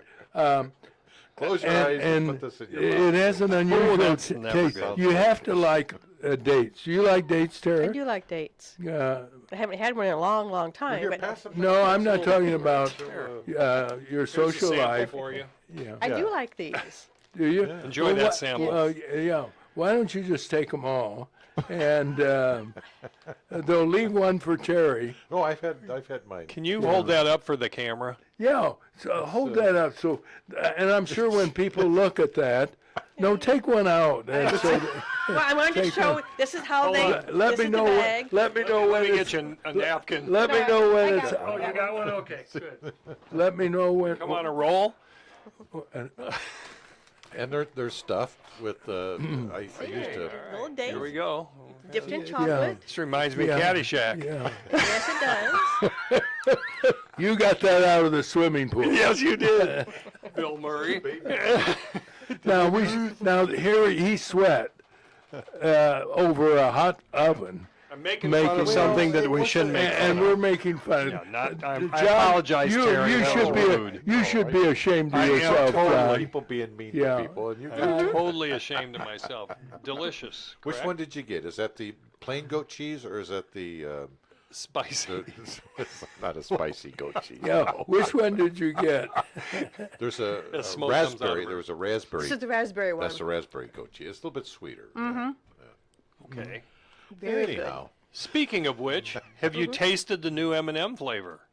No. what do You know, mean? They don't change flavor. Well, they have a new flavor. They have a new color, they have maybe, but not a new- peanuts. They have M&M peanuts. They Okay. have M&M peanut butter. They have M&M caramel, and now they have M&M peanut butter and jelly. Oh, so it would be a different. Yeah, it's a flavor. different flavor. No, that sounds There's no disgusting. chocolate in it. Sounds disgusting. There's no chocolate. No, in it's it. peanut butter and jelly. And M&M's M&M. is still taking the position they're going to continue to use the The dyes. artificial dyes. I, And I don't know. Is there such a thing as coloring that isn't? Is there one dye that Carcinogenic? is worse I than don't know. others? Is it the red? no, yellow's the worst, isn't it? It is. Or no, wait a No, minute. I thought it was the red. Yeah, I Red don't number like the 3 or Because there something were like no red M&Ms in this package. Oh, I would say that is a step in the right direction. I was only looking at the one Tracy bought it yesterday, thinking it was peanut butter only filled, and then it says peanut butter, and then in a different color it says and jelly, and so it Really? says peanut butter and Interesting. jelly taste, and it's did you kind like it? Yeah, it's got a different flavor, and I love anything with peanut butter in it. So Do you really? Well, I'll bring those. Oh, I'll yeah. bring those balls then. You what? Peanut butter I'll bring balls. my balls. Yeah. Because they're peanut butter. Good, you got to rephrase that, Sweaty. but yeah, do that. You know, bring I've some tried to be Monday. very diplomatic. You know, I didn't want to hurt your feelings. No, you didn't. That I did. that I took you the didn't place hurt my Roger. feelings. Now, I you're the hurt one his that started feelings. this all. Yeah. yeah. I know you're in love with them because you've I'm been not in love bringing with them them. in They're just every Monday, much to It's the. healthier than a donut. Well, I'm not looking for health. I'm looking for flavor, and At my age, I sometimes don't they get don't. That's right. They don't connect, right? That's true. Yeah. Most times they don't connect. Yeah, and I know you've worked very hard on No, it. I didn't. It's easy. And I understand the dates are from the Gaza Strip, I and don't know where they're. I don't know how to pronounce that. Mejoule, or is it? I'm sorry. Is it it's called Kroger. Actually, I think Burger King? I got 'em Burger at, King, yeah, that's my Aldi. favorite. I think I got them at Aldi. Oh, All these. We went to Aldi this weekend. Yeah, well, you can't get them at Kroger on Sterling because They're closed. Nope, they closed. they're closed. And, yeah. Maybe it was Hy-Vee. I don't know. I went to both. I went to Hy-Vee and I went. Have to, you noticed Hy-Vee, which has always been at the high end of groceries? Let's face it. What do you mean? They're getting, that's the most expensive grocery store in town, bar none. Tell me who's more expensive than Hy-Vee. However, have you noticed they've been running some pretty good specials? Yeah, I was going to They say have. they have some pretty good sales there. Well, They're now they close. do, yeah, but grocery stores have become a little more competitive. Yeah. Eggs are reasonable now compared to what Right. it was. They're Right. never Right. reasonable until they give them away free. I get mine from a farm here. You do? What, is what's the name of the farm? Chicken Little? No, I can't read. I don't know if you know what. I don't know if she's got a name. She works for Dr. Donlin. She's one of his assistants. Oh, so you're and, well, they're all homegrown. yeah, but they're all free range. So- She's lets Now, them what does that run. mean, free range? They just run around. They're not in a pen. They're not in They're a not cage. confined to a They just- cage. Are these the they can run chickens on with your the own. 4 legs? So you have to find the eggs. It's kind of like an Yeah. Easter egg hunt every Yeah, day. It's an Yeah. Easter egg every day. Yeah. It's fun. I don't go out and pick them up. You don't No, pick no. eggs? No, she brings them to the house. I don't go find them. She Oh, brings really? them to the house. So you have an eggs and butter man, or in this case, woman. Eggs. You buy butter from her too? Not a whole. No. She doesn't make butter. How about No, You bacon? need a cow for butter, don't you? Yeah. No, she doesn't. No, have butter. you just need a She's just- nearby grocery store. just I got don't- eggs. Quit worrying about No. what the farmer Got does. He eggs? knows what he No, does. the only thing I buy direct from a farmer. Oh, and my daughter and son-in-law said the corn's in, so they planted, I don't know, 20 some acres of sweet corn on their property. Well, you about ready? Wow. You about ready to pick them? Yeah, I was going to go down yesterday, but things happened. We got busy and we didn't go. But I'm counting on our farm advisor, You want John some? Cross. No, I'm counting on, well, yeah. I'll bring us You some. know, why don't Thursday. next Monday, instead of these dates, Bring in sweet bring corn. in sweet Make sure they're corn. cooked and they're boiled in Yeah, butter and yeah, salt and pepper on top, and please. Bring along. Wow. You don't put pepper on, do you? Oh, have you ever tried it? Oh, No. yeah. Oh, yeah. I Absolutely. just tried it for the first Oh, you time know a couple guys weeks don't, ago. Salt and get pepper on the huffy ear about corn. all three of you. Oh, yeah. No, I mean, I watched a video of this gal that says if you haven't tried to cook your corn this way, try it. So she boils the corn, then she puts it in a skillet, and she melts a whole stick of butter, and she puts the corn in there, and she twirls it and puts salt and pepper on it, really? and then that way you get the butter and the salt and all the things that are really terrible for you. Yeah, it's all right there. Come out right there. And I thought Good. I didn't put it in the skillet. I just took it out of the pan and twirled it myself and put some butter on it. But salt and pepper, and it was really pretty good. I was shocked at how I thought pepper on corn Oh, because I was use, good. there's a lemon pepper mix. Oh, and yeah? it's in that, I put that on for Oh, years, so you're getting a little bit of lemon and the salt and the pepper. It's I never tried very the lemon. good. That's another. Well, it they sounds, said to squeeze can you lemon juice still over 'em. can you still taste the corn? I mean, sounds like you're tasting the pepper. No, it blends very well. And something it was else very that surprised. Do you all three of you? Do you still boil the corn, or do you wrap it and put it in a microwave? I've done both. I've even cooked it in the husk out on the grill, Ooh, Oh, and that takes care of Yeah. all those little The strands. silks. strands, yeah, The silks. and the silk. So Yeah, That's what I said. boil Not it. silt. That's at the bottom of the river. that's what I thought you said. Boiling them in And you a. need to get your hair. Anyway, Can I go ahead? yeah, go ahead, Okay. please. Boil them in the water. Well, I don't think so. Boiling in the water was always problematic for me because I never knew how long. Well, you There's can't. nothing like the Yeah. Tom Turkey has a pop-up Yeah. thermometer Yeah, that no, tells you. yeah. I But thought what it was like tells an you egg. It's 3 minutes in boiling water, isn't it? 3 minutes. Yeah. Whereas you can put them in a wrap and put it in the microwave and it's done. You're right. That's correct. Very quickly. Yeah. I've never put it in a microwave. You wrap it in a moist paper moist towel. paper towel. Yes. You take the husk off. Well. Oh, yeah. Yeah. Okay. Yeah. Well, you don't when you grill it. No, you don't when you grill it. No. Which do you like the best of the better? I'll eat it any way anybody wants to make it for you. Yeah. I Have you just- have you had a really good sweet corn? Because once you pick an ear of corn, it immediately starts to lose its sweetness. and usually by the time you get in the grocery store, sometimes it's 4 or 5 days old. It's Correct. gone. I haven't had a really, really good sweet corn for a long, long time. So I'm excited. I'm gonna go out and pick it today, and have it tonight. And 'cause Eat it's it been- on the way home. Well, Yeah, chew on it. Coming home down 74. yeah, yeah. Watching him, yeah. Now, when you eat them, do you take your teeth out first? Well, you or- can't eat 'em if you take your teeth out. Okay, yeah, Can't that's gum right. 'em. Well, you know, this has been wonderful. corn? I'm glad we had this talk. Yeah, I'm glad, Glad we had this talk too. I mean, it's been very interesting. Well, let's have a talk about the news.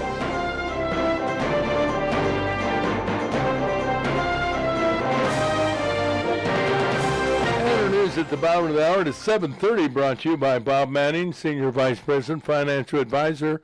He's with the Grandview Capital Group at Morgan Stanley in Peoria. For all your investment needs, call Bob. He's available at 309-671-4653. Morgan Stanley Smith Barney, LLC, member SIPC. Here's Sherry with the news. President Trump has announced what he calls the biggest trade agreement ever for the United States and the European Union. It includes a 15% tariff on most European goods.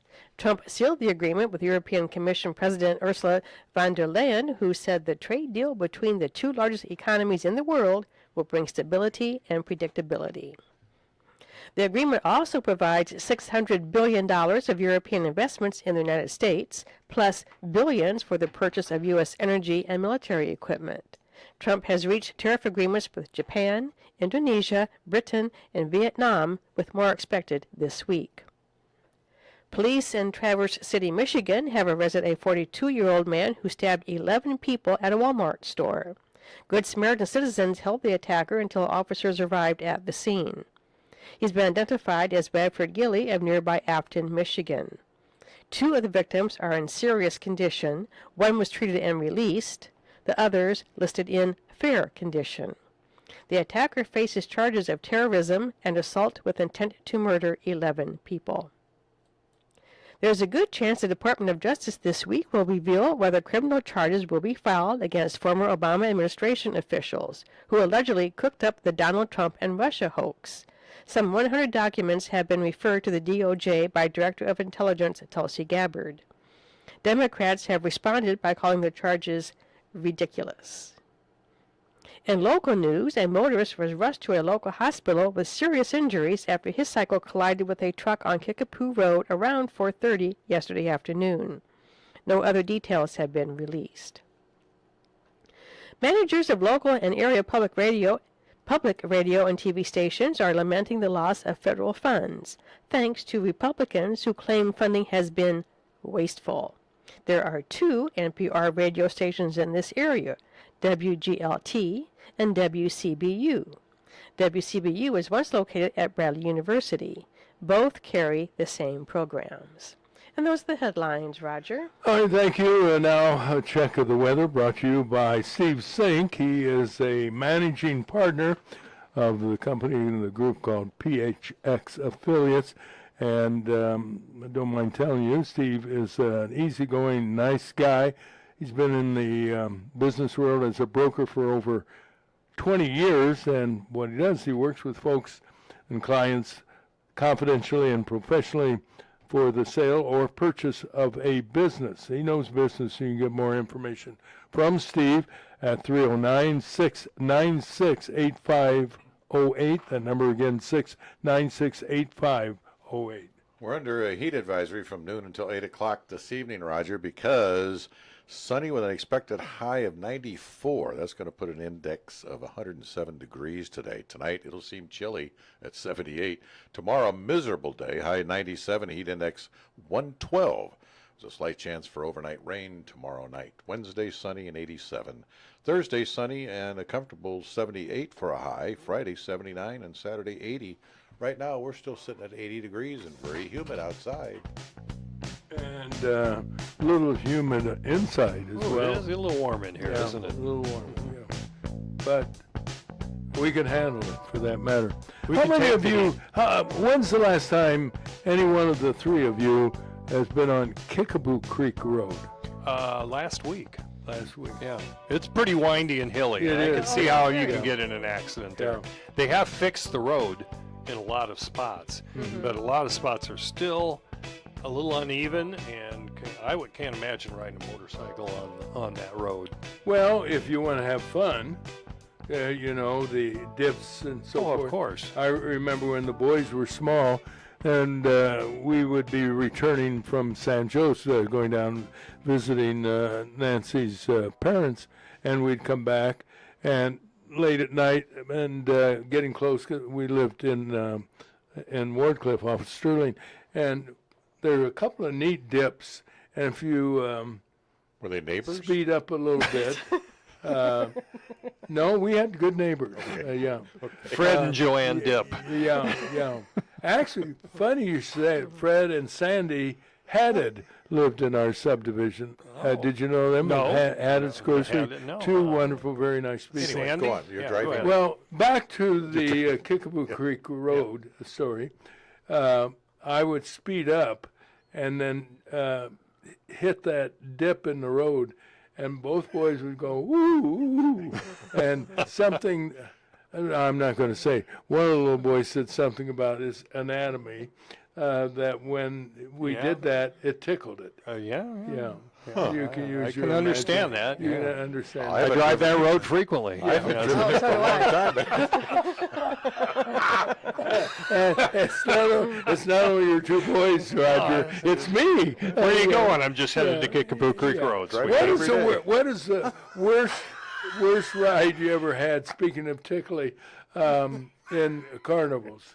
Carnivals? Yeah, or at Six Flags. I don't ride those. Are you talking about the worst that made you feel ill, or scared you, or Scared, tickled yeah. you? Scary? Yes, all three. All three? Oh.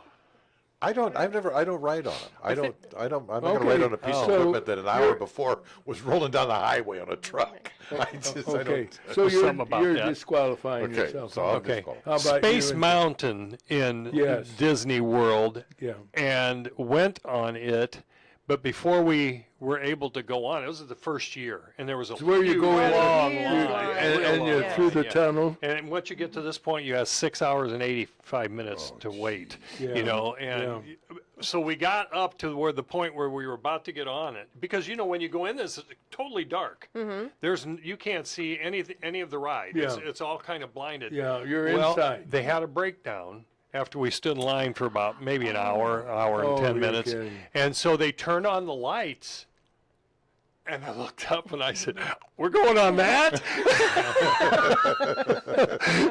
Because it has, and well, they turned the lights back off, but not before I saw what I didn't want to see. What you were getting into. And it was actually worse on the ride because did you go on it? Yes. Okay, so you know that you go straight and then there's a complete drop off and it's completely dark, so you don't know that these things are coming. You can't prepare. Yeah. So Well, yes. if I'd have known, they didn't have Depends back then, and it would have helped. At least the person in front of me. After the first dip, I don't remember anything. So the rest of the ride was non-eventful. No, the roller coaster at Six Flags The caused big, me the yeah, big one. Yeah, Screaming it Eagle. took Screaming me Eagle, yeah. 20 years to get my liver back. And you know, you've heard doctors who do abdominal surgery and move articles around. shall we Yeah, say. right. Get you open. Yeah. They spent, when I lost my gallbladder, they spent an hour putting things back where they were supposed to be. Okay, Except Humpty from Dumpty. That Screaming Eagle. And then the other one was when the parachute dropped. That was at Six Flags. Oh, that- and didn't do and that one. Of my two sons, one was loved rides, and the other one wasn't too thrilled. I won't tell you which is which. But at any rate, the one almost gave the name out. Said, "Oh, Dad, come on, take me on." I didn't want to. I was not crazy about rides, but you know, your job as a father is never reveal what a coward you are. I mean, the last thing you want your son to say, my dad's a pussy cat. Anyway, I said the right thing. Anyway, we got on that sucker, and the ride up is what's scary because they're taking you into the heavens. You go up pretty high, slowly. don't you? I've Oh, never been yeah. on that one. And what you do when you're on a ride, you suddenly have great hearing. You hear every sound, wanting to know whether or not this is it. And we got to the top, and I thought a buckle broke or a chain broke because you heard it. That's on purpose. And that's when they release the parachute. And once you get past that sound and you're on the way down, then you begin to relax because you know they're going to slow down. Yeah, they're not really counting on the parachute to slow you down. There's other things that can do that. Yeah, correct? like Yeah. the ground. The Earth. Gravity speeds you up. The earth slows you down. Yeah. How about you, Terry? We're talking about rides, and obviously, growing up, you rode a ride or two at Glenwood I wouldn't Park. say Dunlap days. no. I'm like, my dad was the same way. Carnival rides that have been taken up and put down, he's like, mm-mm. Yeah. But Put 'em on a Grant- truck Oh, in a- come in on. an Did hour. you see the people who put them together? That's exactly why, And yes. that's what really gives you confidence. That Engineers in the making. yeah, you look like they just got out of Stateville. But now, So wearing the wearing the the DOC. jumpsuits. Yeah. but I didn't face Grandpa. So Grandpa was the one that took me on the first roller coaster. And when we got that loop there at the fair, they were Oh, yeah. go zing, zing, zing, and then Yeah, finally yeah. go up. He loved that kind of stuff. But Dad would go when we went to Six Flags and Disney World and that, since they were stationary and permanent, he would go on those rides. Oh, and we went to Kings Island in Ohio. That was the Oh, first that really was big pretty roller cool. Yeah, it was the racer. Yeah, they that's had a to go beautiful- down and go. yeah. That was phenomenal. I wouldn't say I've ever been scared on a ride. Some are more thrilling than others. Well, that's one way to describe it. Now, we went on one at Kings Island, and we got it in later years here at the fair. And it kind of takes away when you've had to stand in line so long and you see what happens.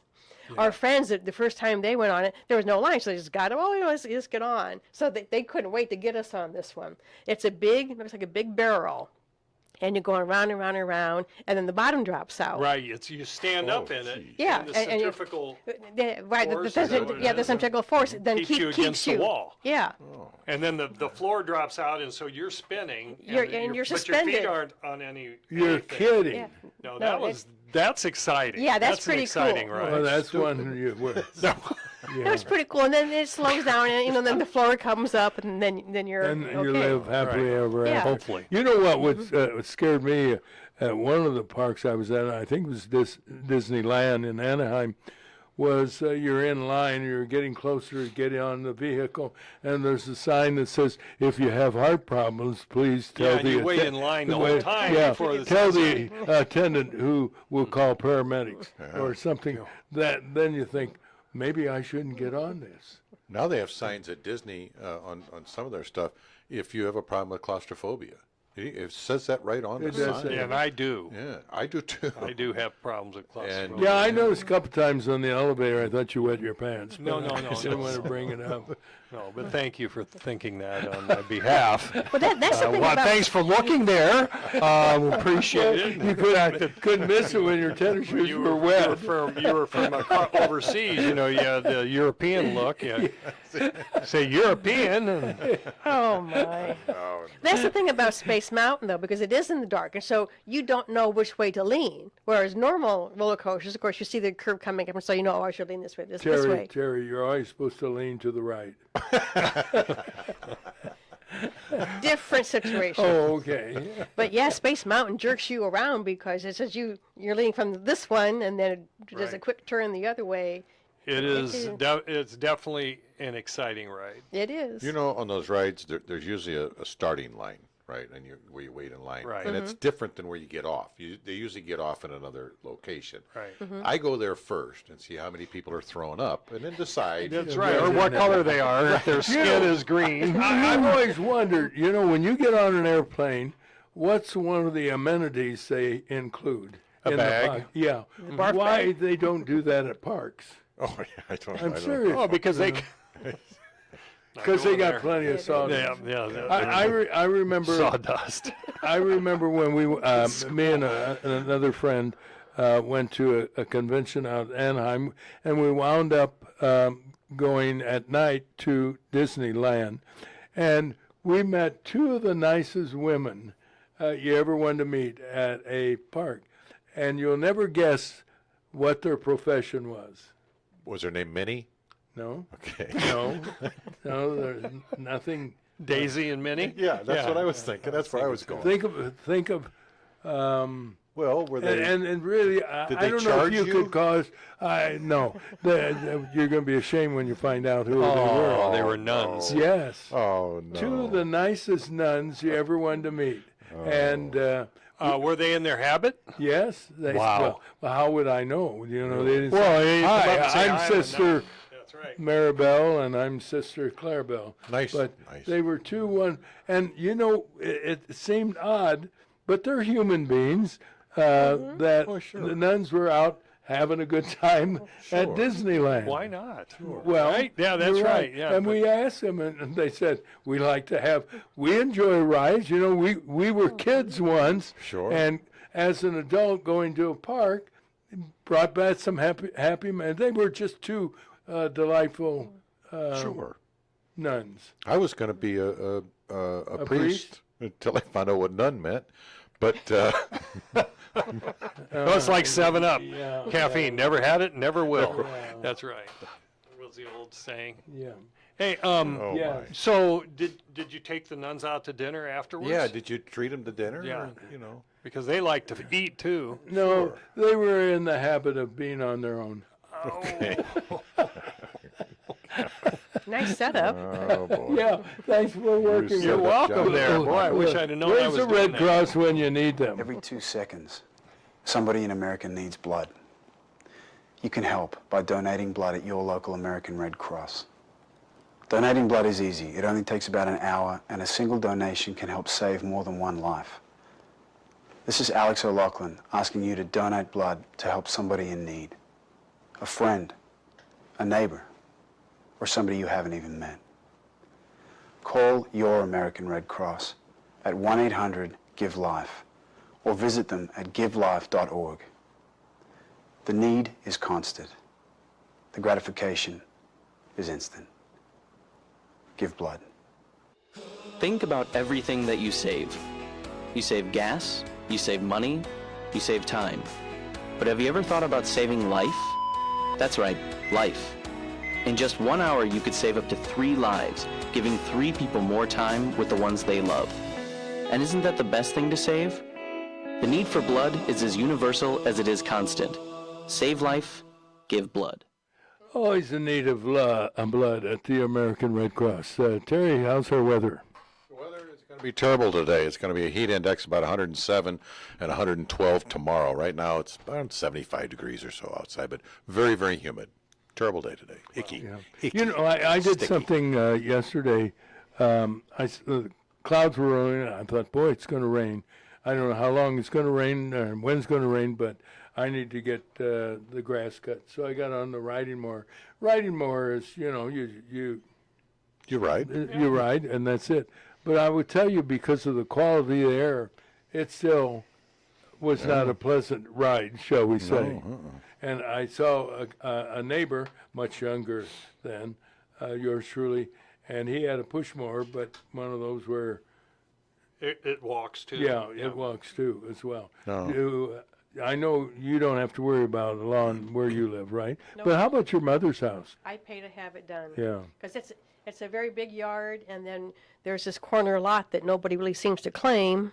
So you kind of have them. So we set have to that. take care of that. And yeah, so they come out with a little riding, the stand-up things, and they just zip right through, Oh, and it's they get in amazing no now. time. Yeah. And what do you do at your house? Watch. So you have it done as well? That's what, yeah, I Yeah, watched see, them. you guys and they are came out and loaded. they did it, and I thought, I just sat there and I almost broke a sweat watching them. Yeah. It was terrible. But I didn't. What's the average cost? I know that it changes based on the size of your yard, but is it around 60, 65, 70, $75? No. No, I think we pay, if I'm not mistaken, I may be wrong here, but like $40 each. Really? Because they're doing the whole neighborhood, so you get kind of a little bit of a Oh, that's a discount. nice. discount, really? And they come once a week. If you're in the neighborhood association, You get it. That's a deal. $40 is well, a the deal. neighborhood association, I think they pay $100 a month for whether they do anything or not in the winter, but they pay $100 a month, and you get it once a week, and they pay $100 a month, so they're only paying $25 for theirs, and it includes snow removal as well. We pay by the Yeah. mow, so But, okay. you know. But that, that's a bargain. There are Right. kids today, young kids, 12, 14 years of age, are charging $35, $40 for, I don't know how to measure it, but when I found out a kid was somebody I know was paying $40 to a kid, I said, "You're getting robbed." Well, I used to pay my grandson $50 to do our lawn. Well, but- that's but different. He's Different. making money. Yeah, and for- it's yeah. kind of it wasn't his full-time job either. He's a little. No, he's a but little guy, you're taking care of family. That I understand. I'm paying 51, but they do edge it. right. And Blow like I say, stuff they've got That's a pretty. the front they do yard all backyard that, and yeah. that whole side thing, which is a pretty good Yeah. That is piece. good. And then they'll trim the bushes for me. So they take very good care of Oh, me. that's So, 51. You got a better deal than money. You Yeah. do. Yeah. You do. Good deal. but You ought I to be have more happy about yard it. than you do. Yeah, you probably do. Yeah. Yeah, But you absolutely. get the typical woman's discount. No, I don't. So, I don't know. My wife takes care of it. I don't know. That's her. what do thing, so. you actually do when you're not entertaining? Well, that's a good question. I have to think about that. Can't think Well, back the last thing I did anything. Your wife told me to ask that on the I air. don't do anything. Yeah. I don't. That's her. No, it's not her job. She prefers Doing the book- She book. prefers having her hands on the money, the money. and I don't care. You know. And so she takes care of that. Well, and that raises the question: do you handle the finances, or do your wife? Wow, you're no. trying to cause it, aren't you? No. You're Yeah. trying to stir that. No, aren't you? every family is different. Yeah. Some spouses like to handle the money and be on top of it. Others don't, do your own thing. I handled the money until the girls' weddings came along. Oh yeah. yeah. You And don't then wanna I be was involved. no You were longer in over- charge of you the were money. overruled. You lost. No, your- I didn't even, I just said, okay. That's And it. that's fine. I was fine with that. Yeah, But 'cause you after that, she's been handling it. She does a much better job than I do. Speaking of your lovely wife, Tracy, she has been a long time supporter and fundraiser for St. Jude by correct. being a runner, hasn't she? 27 years. That's absolutely amazing. Yeah, and we're not running this year. We're driving the chase car. We kind of aged out. Tracy decided it was time not to run the distances and she honestly, and you're in your 70s and you're a little slower than the guys that Oh, are you're in their kidding. 30s Wait and till 40s. you get into the And 90s. so- I'll tell you what slow means. We work in the chase van, and we have a speaker on top, and we tell there's traffic coming out on the right. She drives, I talk, and then there's another van behind us where the runners get in if they need time. So we still participate in the RC de Peoria. They do a course that's a marathon length, 26.2 miles, throughout the city of Peoria, West Peoria, and Peoria Heights. So you'll see us all over town on Saturday, including by the golf courses, talking to people trying to get their money. But anyway, yeah. You do the can shaker. You're the can shaker. No, they don't. You know what? They've St. Jude has said it's too dangerous. Oh, it Because can the be. panhandlers don't want you to be there. Yeah. Oh, really? No, You know, those were big money I though. know. they were big money. You pull in Yes. 30, 40 grand at a Easily, big yes. intersection. Because I know I asked one of the guys one year. They were at Knoxville and 150. Yep. And he said, and you know who it was, I don't want to. And he said, yeah, they do about 30, 40 grand there. And I said, well, you're not at Lake and Knoxville. And he said, we can't be at all of them. Right, you only have so many people. I said, well, I'll do Lake of Knoxville and we'll split it. No, I wouldn't do it. I wouldn't. No, you wouldn't. I wouldn't take Yeah, a nickel and from I'm that. glad you brought that up because I have talked to store merchants who used to have canisters for St. Jude, and it's amazing how many were victimized by people just picking up the jar Oh, and sure. walking out of Walking the out store. with it. Yeah, it's terrible. Yeah, you talk about crass, and Yeah. That's pretty bad. that's pretty bad. That's when that's you the talk lowest about of the low. the St. Jude. Steal from little sick kids. Hey, good idea. I mean, my goodness, right? Now, you want to talk again in between newscasts about the fundraiser going on in the Sure, Knolls, love to. about the lemonade stand. Kicking You've heard so cancer. many stories about lemonade stands on behalf of various charitable causes, but this is might be a record setter. I've never heard of a lemonade stand raising $56,000. It's been long-standing Is this a third or fourth year? Oh, I think it's been going on a little longer than that, but I'm not absolutely sure. I'm going to find out. My don't- granddaughter's the one that brought it to me yesterday. She goes, "Pap, you think you could say something about this?" She babysits for one of the families that's a part of this. part I of think it. it's only 3 or 4 years. I think. Yeah, I it mean, could- I mean, either if way. I missed it because I live just Oh, right around the you- corner there, but Yeah, well, you would know better than I would because I haven't been there. This past weekend, the St. Jude Neighborhood Tradition showcased the incredible spirit of community and compassion as a group of young entrepreneurs known as Kickin' Cancer in the Knolls set up a bustling lemonade stand in Peoria to raise funds for children battling cancer.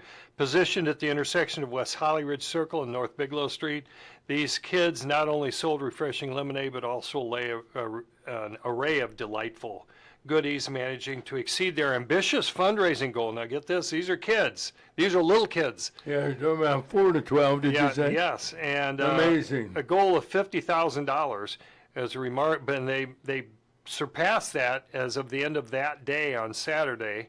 They had $55,095.25. So, and they're continuing taking donations online. Now, chances are you're not going to get lemonade, but Right. you will get the feeling of Rats. doing well. That's Well, right. nothing, you can't beat homemade, fresh lemonade. That's true.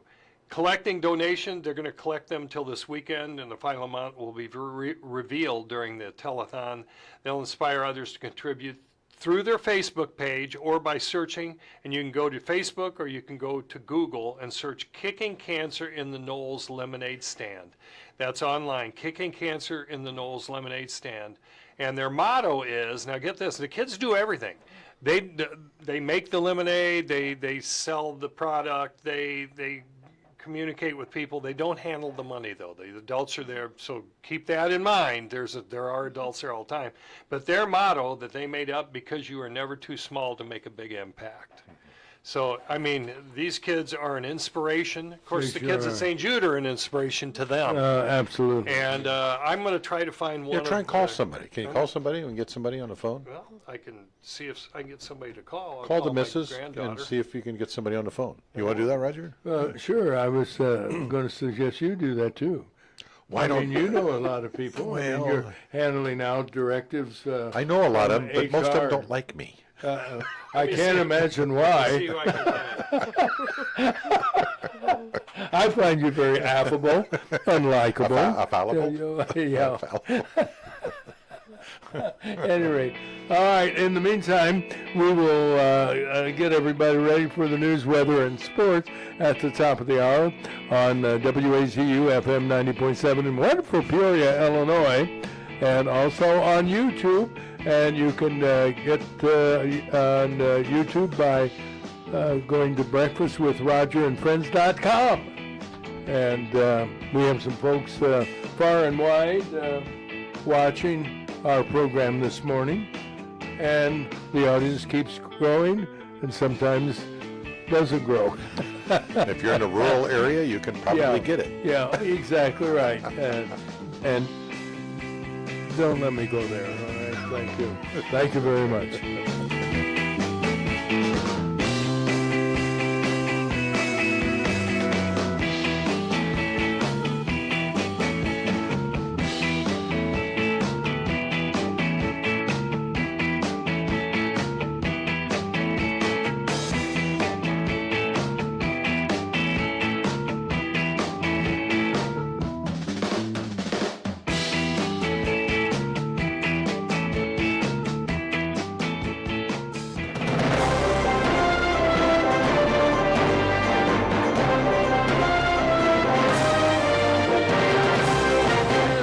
good morning, everybody. It is Monday, the 28th of July.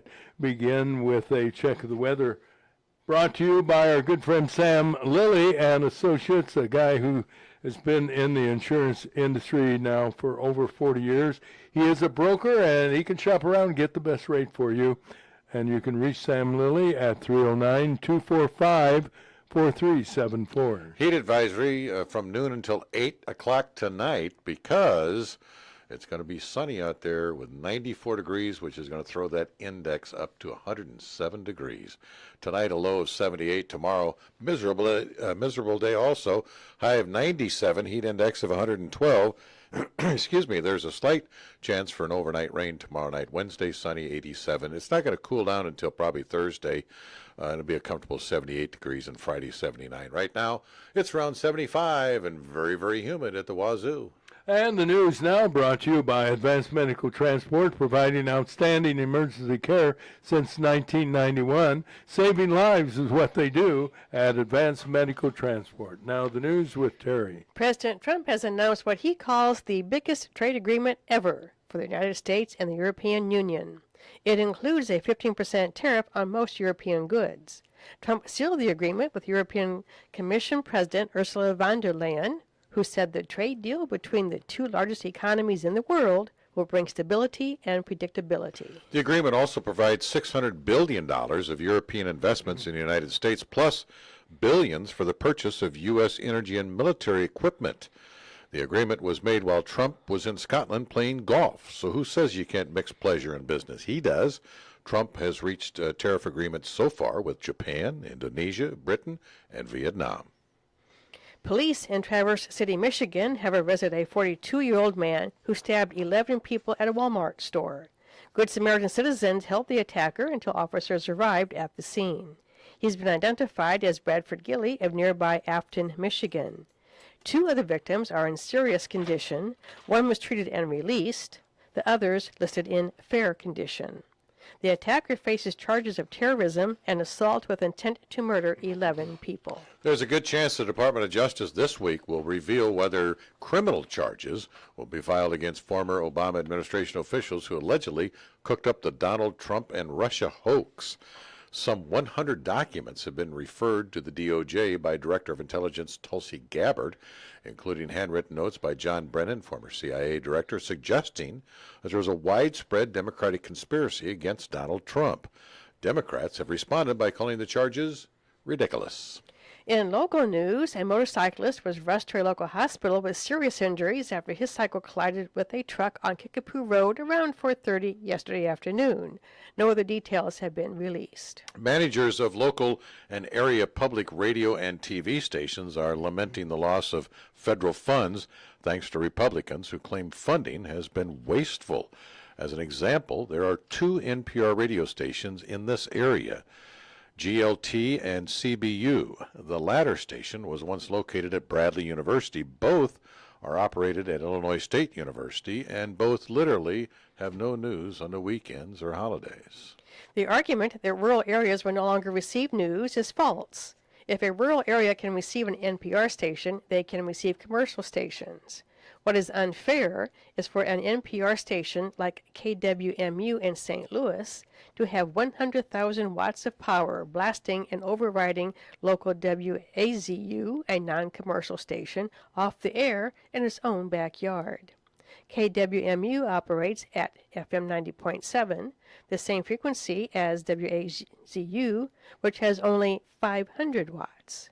If some mornings you have had a hard time hearing this program, it's because of the power of the St. Louis tax-supported University of Missouri station. So there. That editorial comment brought to you by the editorial board of Breakfast with Roger and Friends. Now more news from an NPR station, WCBU. From the WCBU newsroom, I'm John Norton. Peoria City Manager Patrick Urick says 3 bids have been received for a desired mixed-use redevelopment of the downtown tower on Adams, also known as the PNC Bank Building. Urick says the city is eager to move forward with the project after buying the property last fall for $1.75 million. Staff will be reviewing the 3 proposals and working through that evaluation to make a recommendation to the City Council. The submitted proposals are from Peoria's Baldwin Construction, the J. Jefferson Company from Milwaukee, and Rockford-based Urban Equity Properties. The building still has 2 commercial tenants. PNC Bank extended its lease through 2031. A former Pekin small business owner and one-time political hopeful is free on home confinement ahead of her trial for solicitation of murder. Prosecutors say 48-year-old Allison Salinas tried to enlist her former out-of-state boyfriend to have her husband, Patrick Salinas, killed. She allegedly discussed the murder plot in multiple phone, text, and social media conversations dating back to February of 2024. At a pretrial detention hearing last week, Patrick Salinas told Circuit Judge Chris Doskotch he felt safe allowing his wife to be released.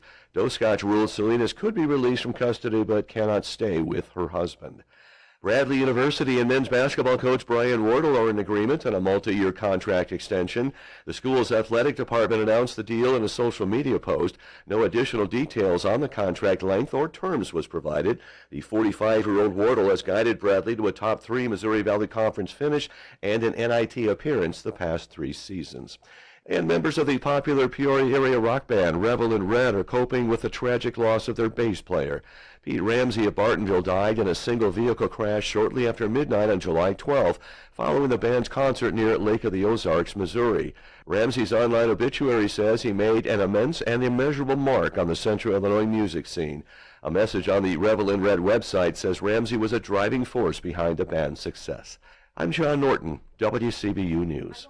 Thank you, John. Now, another John with all the latest from the world of sports, John Meisinger. Thank you, John. A lot of Johns there, buddy. Yeah. Thank you very much. You're welcome. See you later. You're going to the John. Always very hurtful when people say that. Not really. In Major League Baseball yesterday, Ben Brown pitched 5 really good innings. Pete Crow Armstrong drove in 2 runs, and the Chicago Cubs topped the White Sox 5-4 yesterday. The Cubs, who are now 62-43, began the day with a tie with Milwaukee for first place in the National League Central. They open a 3-game series against the Brewers tonight. Manny Machado of the Padres went 4 for 5 with 2 doubles and 3 RBIs one day after being hit by pitches. He got hit twice by pitches, and the San Diego Padres breezed to a 9-2 victory over the St. Louis Cardinals yesterday to split a 4-game series. In other games of concern, Yankees 4, the Phillies 3, Pirates beat the D-backs 6-0, the Reds beat the Rays 2-1, and the Tigers over the Blue Jays 10-4. Yesterday's matchup at Dozer Park showcased an intense battle between the West Michigan Whitecaps and the Peoria Chiefs, with both teams displaying their competitive spirit in the scorching heat. The Chiefs rallied in the 6th inning, scoring 4 runs to bring the game to a tie at 5, igniting hopes of a comeback. However, the Whitecaps responded with 2 crucial runs in the 7th, while the Chiefs could manage only 1 more run the rest of the game, ultimately falling short with a final score of 7-6. As the Chiefs gear up to open their series against Wisconsin at 6:35 tomorrow night, fans are invited to come out for Taco Tuesday and cheer on the Chiefs.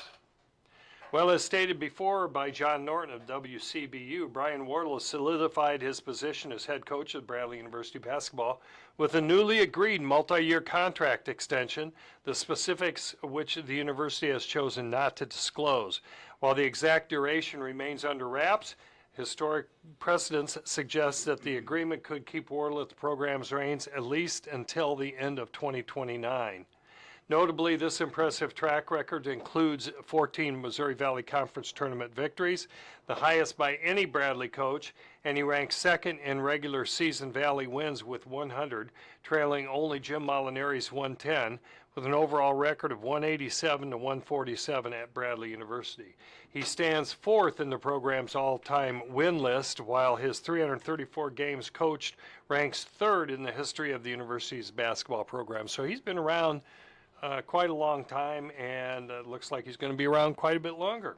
The 2025 Tri-County Tennis Tournament was played this past weekend at Morton High School, showcasing the best talent in the Peoria area. This premier tennis event, which used to be held at Glen Oak, is what concluded yesterday with an exciting lineup of several singles divisions. The Men's Open Championship featured a thrilling showdown between the top-seeded Grayson Doskach and the third-seeded Chase Klaus, with Doskach ultimately climbing to the top and claiming victory in a hard-fought match. Meanwhile, the Women's Open Championship saw the first-seeded Alyssa Michael face off against Chloe Kendall, with Michael emerging triumphant to take home the championship title. Tournament once again highlights the competitive spirit and sportsmanship presented to us by the local tennis community.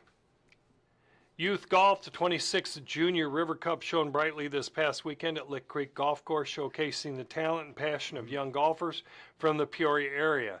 With Team Tazwood leading the overall series 17-5 before the weekend's events, there was excitement as Team Peoria, the defending champions, stepped up to the challenge and delivered an impressive performance to narrow the gap in this storied rivalry.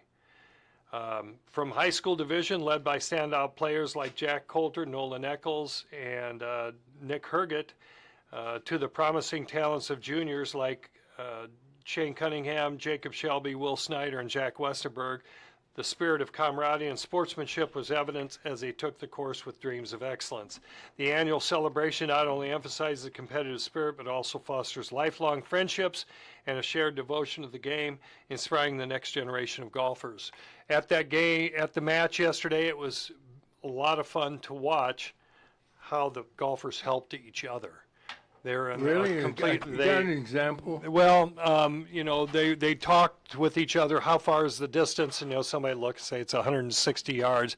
What do you think we should use? The one guy says, well, I think maybe I'm going to use a 7. The other guy says, well, I think I'm going to use a 6. So they watch the other and help each other critique their drives. That is Yeah, neat. I mean that is where and my grandson lost yesterday to one of his competitor, one of the guys that played against him, and he says, I don't mind losing if it's to a good guy. So That's the right attitude. and it is the right attitude. Don't get me wrong, he wasn't a happy camper. Well, But- no one likes to lose. But he, he does know how to win well, and know now he's how to learning lose how to well. lose well as well.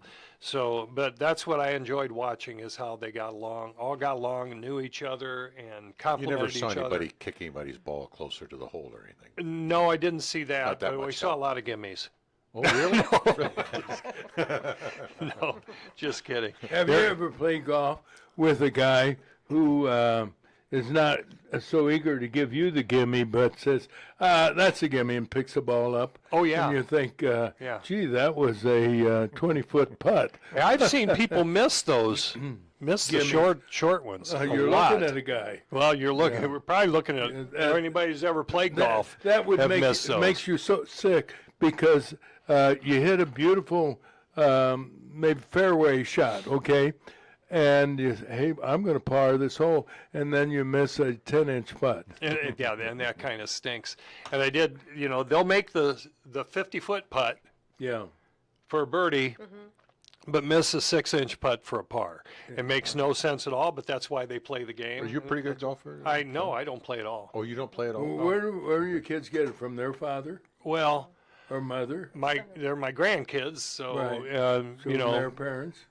probably. So you didn't pass along your mediocrity. Absolutely Okay. not. No, nor my brains. for Neither that did matter. I. That's for And sure. you golf, right? Well, I haven't played golf since they closed Wheatie.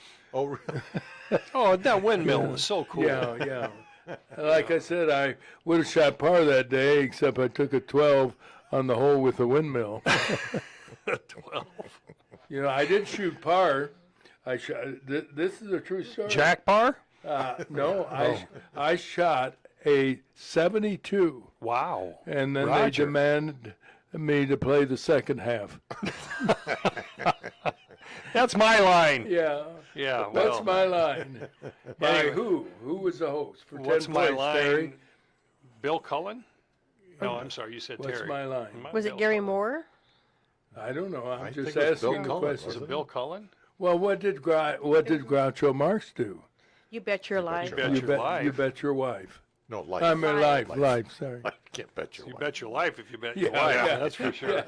Something's wrong. In other sports I'm going to news, finish up with this one. The Men's City Golf Championship are in full swing today, even with the heat. So enjoy the watching in the heat. Drawing 64 talented competitors into the championship division, vying for the title of best golfer in the area. While the qualifying rounds on Friday, excitement builds as the players gear up for intense matchups, including a highly anticipated face-off. I'm anticipating, this is just me, grandson Shane Cunningham from Richwoods and my great-nephew Sean Graham from Peoria, Notre Dame. They'll tee off at 10:09 a.m. at Newman Golf Course. The tournament features top seeds like Scott Fegley, Rick LaHue, Quinn Cox, and Jeremy Ott, each aiming to showcase their skills and secure a place in the later rounds. With play continuing throughout the week, golf enthusiasts can look forward to thrilling moments and unexpected turns as the championship unfolds. Also look forward to sweating. Yeah. Because a if you're lot. going to watch the golf, you're going to sweat, and that's the sport. So besides your Yes, relatives, besides your kids, your grandkids, Yes. and nephews and things, who's your pick? Who's my pick? Yeah. To win? Yeah. Oh, that's tough. Between what, LaHue and who else? LaHue and that group? Yeah. Oh, gosh, I'm trying to think of, I don't know. Rick LaHue's been around a long time. Yeah. And great he always, golfer. and he's a great golfer. He continues I think to. he's won the city golf thing Yes, he before. has. I'll tell you what, I've seen Scott Fegley golf, and he's a talent. That's really? Roger Fegley's That's son. Roger's kid? Yeah. Okay.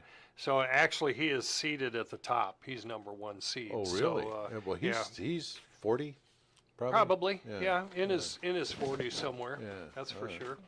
So that's who I'm. And I mean, there's 64 golfers. Any of them could win on any Wow. given day. And I know that Shane in his qualifying round, he's seeded 19th with a 4 over par. Really? Wow. So And how old?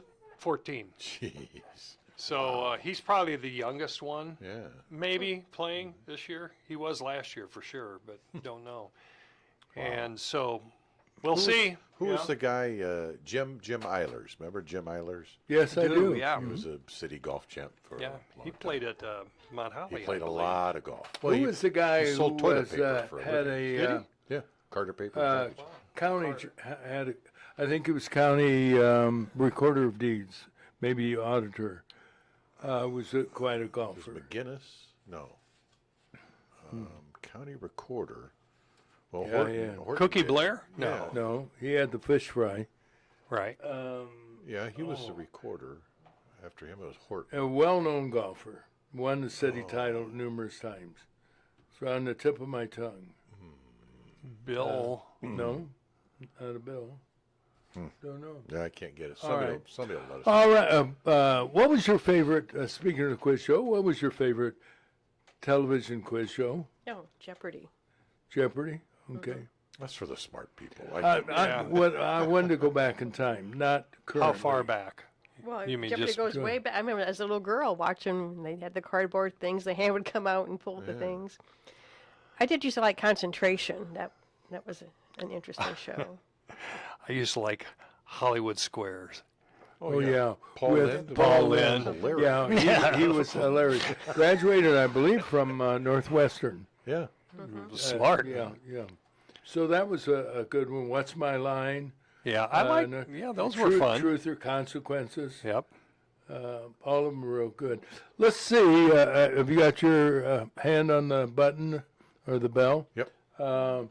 Let's see who can identify this. Remember what was? Yeah. I'm ready. What was the game? Was it What's My Line? Come in and sign in, please. Was Yes, that that's What's My right. Line? I think. Was Bill somebody? Was it Bill? Well, Cunningham or- What's My Line was John Charles Daly. John Charles Daly. I I That's didn't right. even That's seeing right. a picture didn't look familiar. He was- Okay. Now- So let's see if get your earphones on and see how quick who will be able to identify Song? this person. No. Oh, okay. As I said, there was a thing in the paper tonight about documentaries, and I've had an idea for a long time for what I think is a wonderful documentary, which has everything. For instance, you go to work, you come home at night, and you never really think about it. It's Early Bob mechanical, Newhart? It's routine. Who? Bob Newhart. But there are a group of men who every day, when they go to work, never know if that night they'll return because they face death in 100 different ways. And I'm talking about America's driving instructors. And I'd like to present the first episode in the new TV series called The Driving Instructor. Now, I'd like to have you picture, if you would, this is a car. I'm the driving instructor, and seated next to me is a woman driver. How do you do? You're Mrs. Webb, is that right? Oh, I see you've had one lesson already. Who is the instructor on that, Mrs. Webb? Mr. Adam. I'm sorry, here it is, Mr. Adams. Just let me read ahead and kind of familiarize myself with the case. How fast were you going when Mr. Adams jumped from the car? 75? And where was that? In your driveway. How far had Mr. Adams gotten in the lesson? Backing out. I see, you were backing out at 75, and that's when he jumped. Did he cover starting the car and the other way of stopping? What's the other way of stopping? Throwing it in reverse. That's right. Oh, that would do it. You're right. That would do it. All right. You want to start the car? Mrs. Webb, you just turned on the lights. You want to start the car? They all look alike, don't they? I don't know why they design them that way. All right, let's pull out into traffic. Now, what's the first thing we're going to do before we pull out into traffic? What did Mr. Adams do before he let you pull out into traffic? Well, I mean, besides praying, let's say. No, what I had in mind was checking the rear view mirror. You see, we always want to check the rear view. Don't pull out! Please don't cry. I'm sorry. But there was this bus, Mrs. Webb. All right, the lane is clear now. You want to pull out? Oh, no, that wasn't bad at all. You might try it a little slower next time. All right, let's get up a bit more speed and gradually ease it into second. Well, I didn't want to cover reverse this early, but as long as you've shifted into it, of course you're nervous. I'm nervous. I'm not just saying that. I'm really very nervous. Well, just don't pay any attention to their honking. You're doing fine. You're not blocking anyone's lane. No, as long as you're here on the safety island, you're not blocking anyone's lane. All right, you want to start the car? While you're turning the lights off, why don't you turn off the heater? All right, there we are. Let's get up a bit of speed. That's the way. Now, let's practice some turns. The important thing on turns is not to make them too sharp. Just kind of make a gradual... Oh, now that was fine. That was a wonderful turn. It's hard for me to believe you only had 2 lessons after you make a turn like that. Are you sure you haven't had more now? Well, I find that very difficult to believe.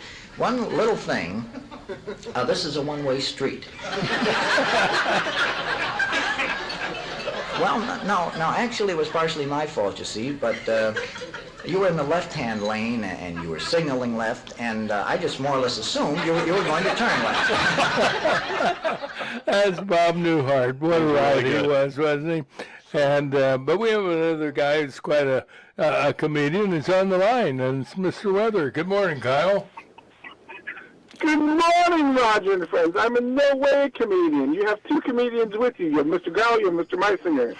Oh, my goodness. I've never been called that. Yes, that's a These segues you have, I tell you what, quite a comedian, quite a character, quite a darling, all the above words. Hey, Kyle, when we were coming to work this morning, we noticed a real dark clouds look like coming out of the west. And we have no idea after being here for 2.5 hours. Is it raining? Is it going to rain today? What's the latest? No, it was the angel of death. It was the apocalypse, the end of times. We're all dead now. Well, that's No wonder it feels better. Yeah, that's cheery, huh? No, it was an outflow coming off some storms in Minnesota last night. It was quite impressive, actually. It held its vigor for the most part. We had a 46-mile-an-hour wind gust in Washington at 6:18 this morning, and then we got about an inch of rain too out of it, which we're very grateful for. It was quite the rain producer, actually, and we actually saw a 55-mile-an-hour wind gust in Galesburg, Illinois, around 5:30 this morning. So pretty impressive decaying line of storms, but still a line of storms nonetheless.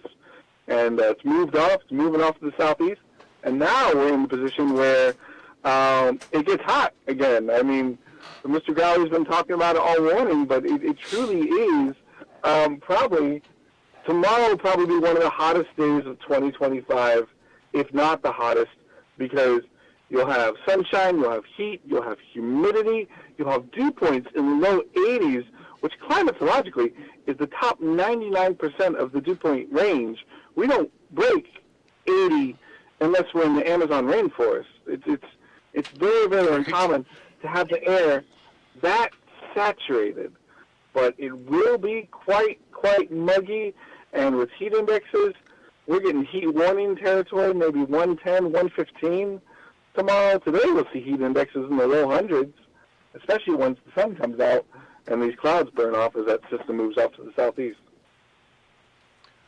Well, when's it going to change? When are we going to? When's this humidity get out of here? I'm kind of getting tired of it, Kyle. No, I believe it. October. October. Oh my God. Maybe. No. So, Wednesday. Let's talk the setup. Okay. So Wednesday we have a cold front coming through, and a pretty dynamic cold front too. With northwest flow, it's going to put temperatures down in the upper 70s on Thursday, Friday, and Saturday. St. Jude run. Yes, it's going to be fantastic weather for the St. Jude run this year. So excited we get a good weather year. Because, 2 years ago we had the monsoon where we were soaked. And then 3 years ago it was awful hot to the point where McCoy was pulling runners off the roads, like satellite runs and stuff, saying, hey, just meet down at the embassy. This is too dangerous. We're having too many heat exhaustion, heat stroke issues. So, yeah. But no, we're excited for St. Jude Run this weekend. St. Jude runners leave tomorrow morning, so get out and say goodbye to them at 6:30 out at the St. Jude Midwest affiliate on Sheridan Road. And go out and support your runners on Saturday. You have great weather to go out and cheer them on, whatever locale you're in. Or if you come down to the Civic Center, it's really quite the sight to see. Is Tracy running this year? We're not running. We're going to be in the Chase van.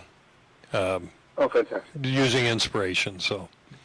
And I know, Kyle, you're always looking for supporters. Somebody wants to support your run. How do they donate to you? Oh, God bless you, Roger. You're so sweet. If you want to go to my Facebook page, Kyle, Kyle, Varnold, Varnold. I'll post the link again this morning after I get out of prayer group. Be thankful for your donations. It all goes to the same cause, the same thing, St. Jude Children's Research Hospital, which just does amazing wonders. I mean, 30 years ago we had an 8% survival rate. Now we have a 91% survival rate, and it's growing. And it's just, we're so blessed to be part and have such a wonderful connection to St. Jude. As Roger can tell you, he's one of the older St. Jude supporters here in the Peoria area, and been very well involved. And Mayor Maloof for many years, Sheriff McCoy, now retired Washington Police Chief McCoy, Steve Shaw, our dear friend Steve Shaw, who many years at the telethon, and even in retirement he'll still be down there doing video and stuff like that because he just can't get away from it. Good for him. Even though Good he's for you. Yeah, it's Good for John. Great. Good No, for it's all of wonderful. God's children. It's wonderful. You're right. How long have you been running now? This will be my 10th year on the Springfield run. So, 10 years, yeah. I started the Springfield run, and before that, I was on the Elmwood, which is now Elmwood Broomfield run, which I believe dissolved, unfortunately. But, yeah. Have you added up the miles you think you've run over the 10 years? Do you have any idea what the total might be? Total miles I ran Yes. for St. Jude? Yeah, it was 208.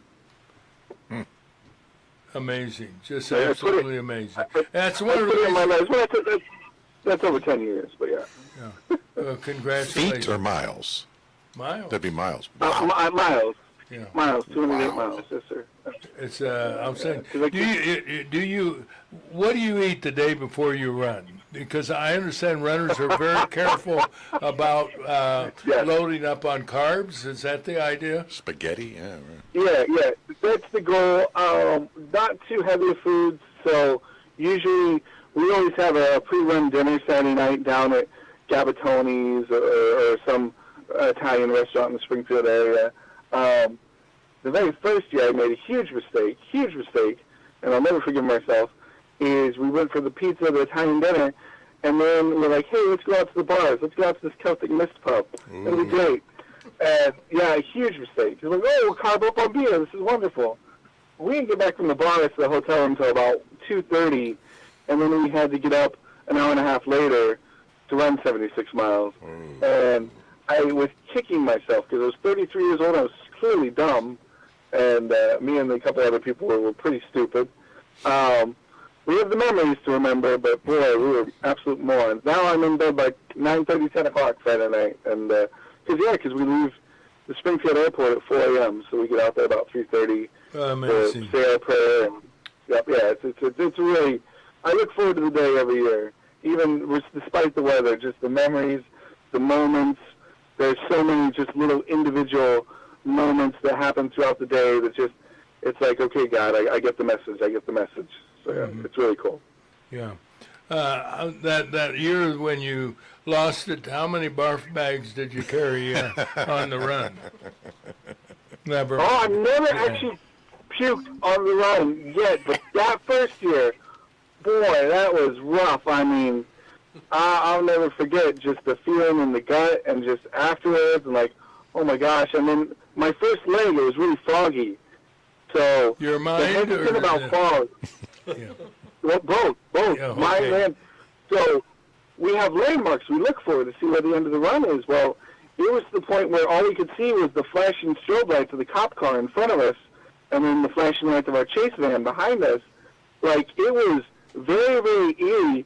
And when you're hungover, it's really not a good feeling. It's almost ethereal. I thought they were half dead.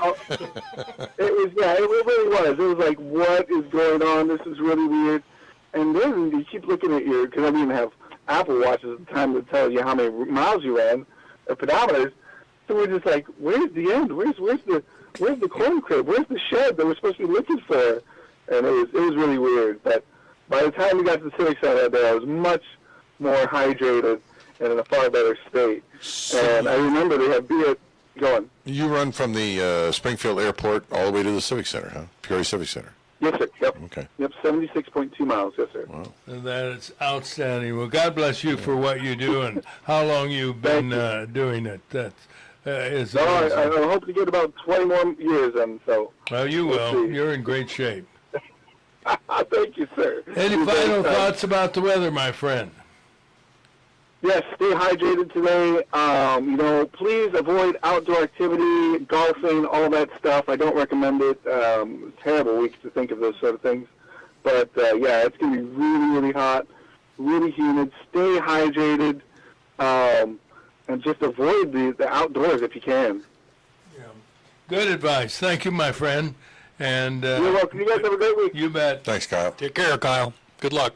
Yeah, we'll talk to you Friday. Bye-bye. You bet. All Bye. righty. Kyle Arnold, our meteorologist, and the latest on the weather and some good advice also. Now let's give our final newscast and weather outlook. this morning on Breakfast with Roger and Friends.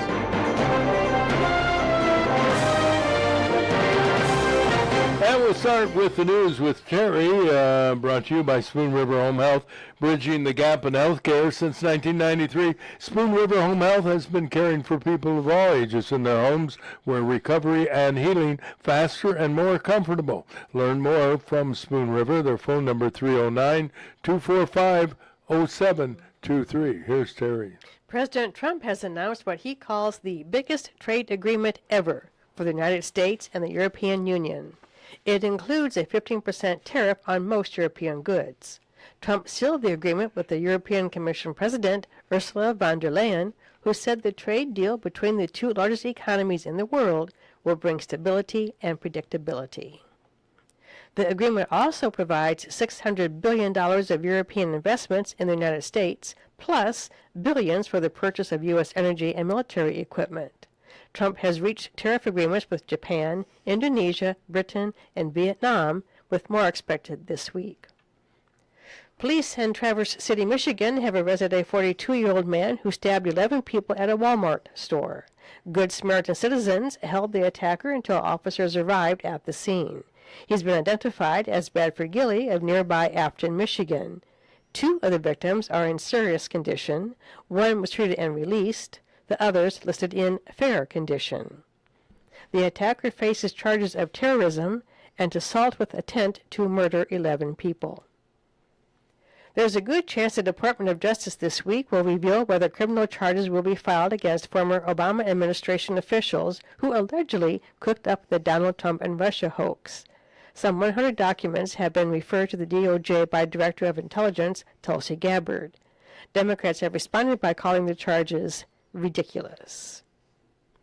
In local news, a motorcyclist was rushed to a local hospital with serious injuries after his cycle collided with a truck on Kickapoo Road around 4:30 yesterday afternoon. No other details have been released.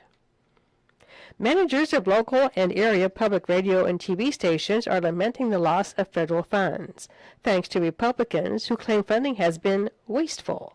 There are 2 NPR radio stations in this area, WGLT and WCBU. WCBU was once located at Bradley University. Both carry the same programs. And those are the headlines, Roger.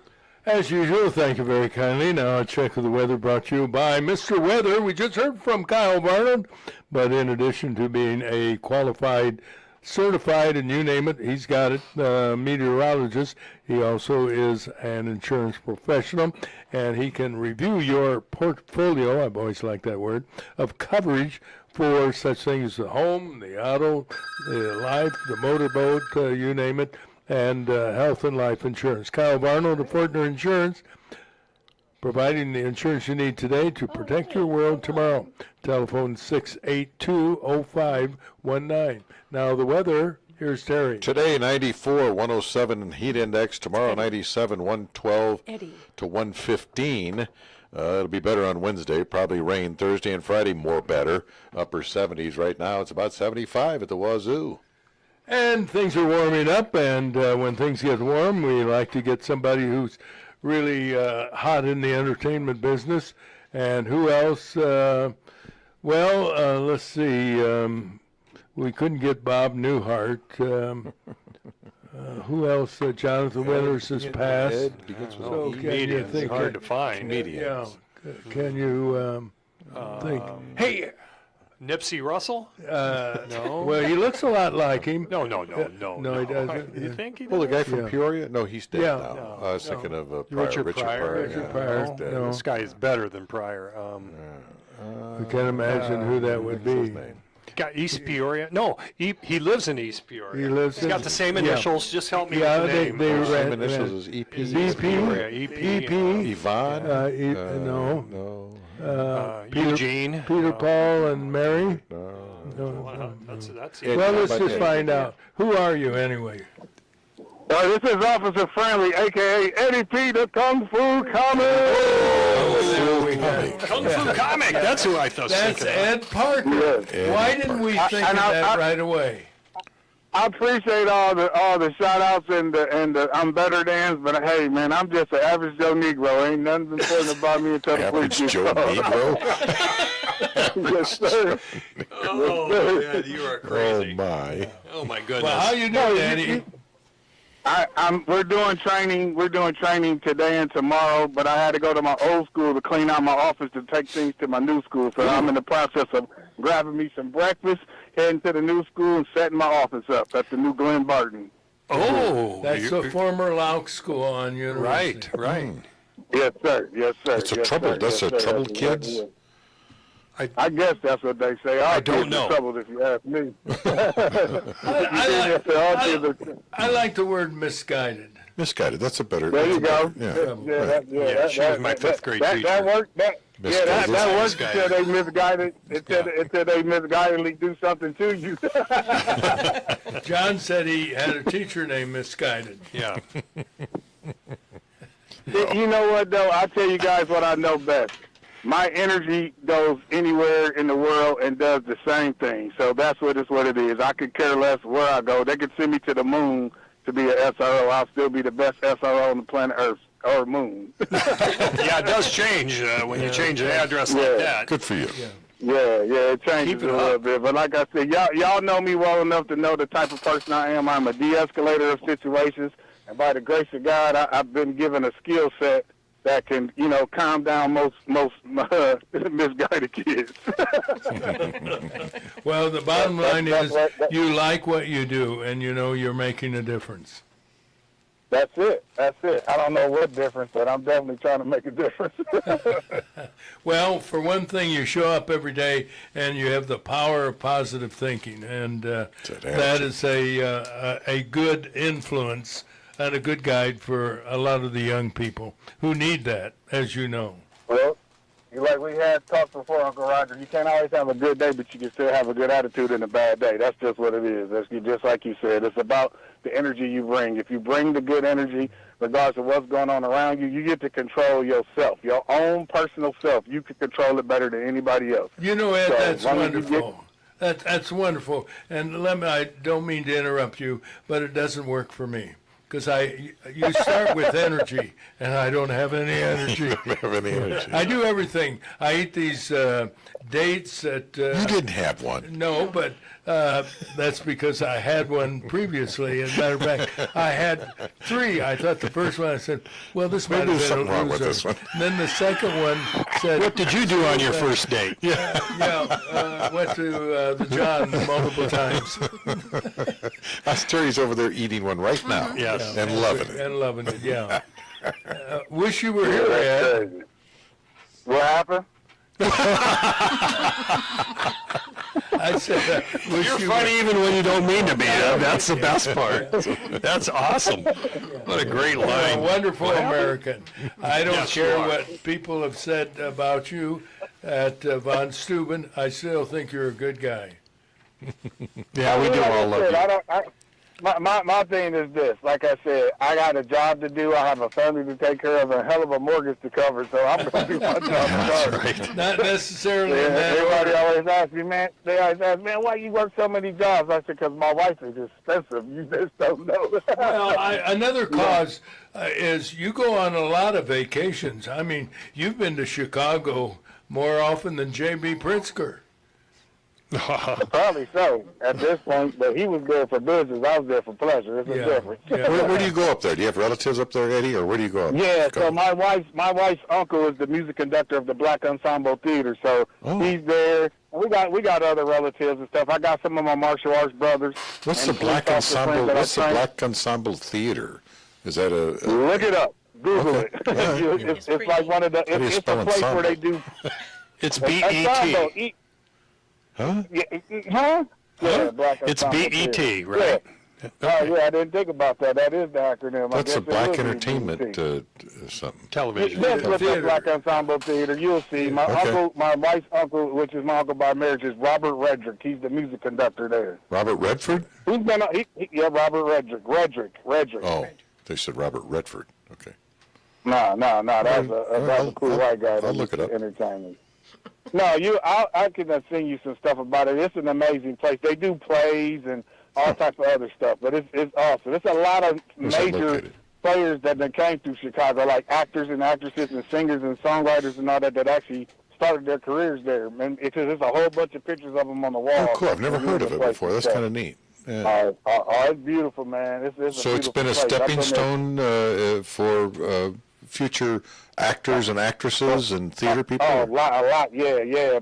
Writers and all that stuff. Yeah, it's awesome, man. You got to check it out. You go online and look it up, you'll see. All right, Where's it located in man. Chicago? Where's it located in the Windy City? You know what? Now I'm going to Google it since y'all keep asking me these doggone questions. Black Ensemble Well, you Theater. brought it up. Yeah. I've got it up, Black Eddie. Ensemble Theater. It's, Thanks, Terry.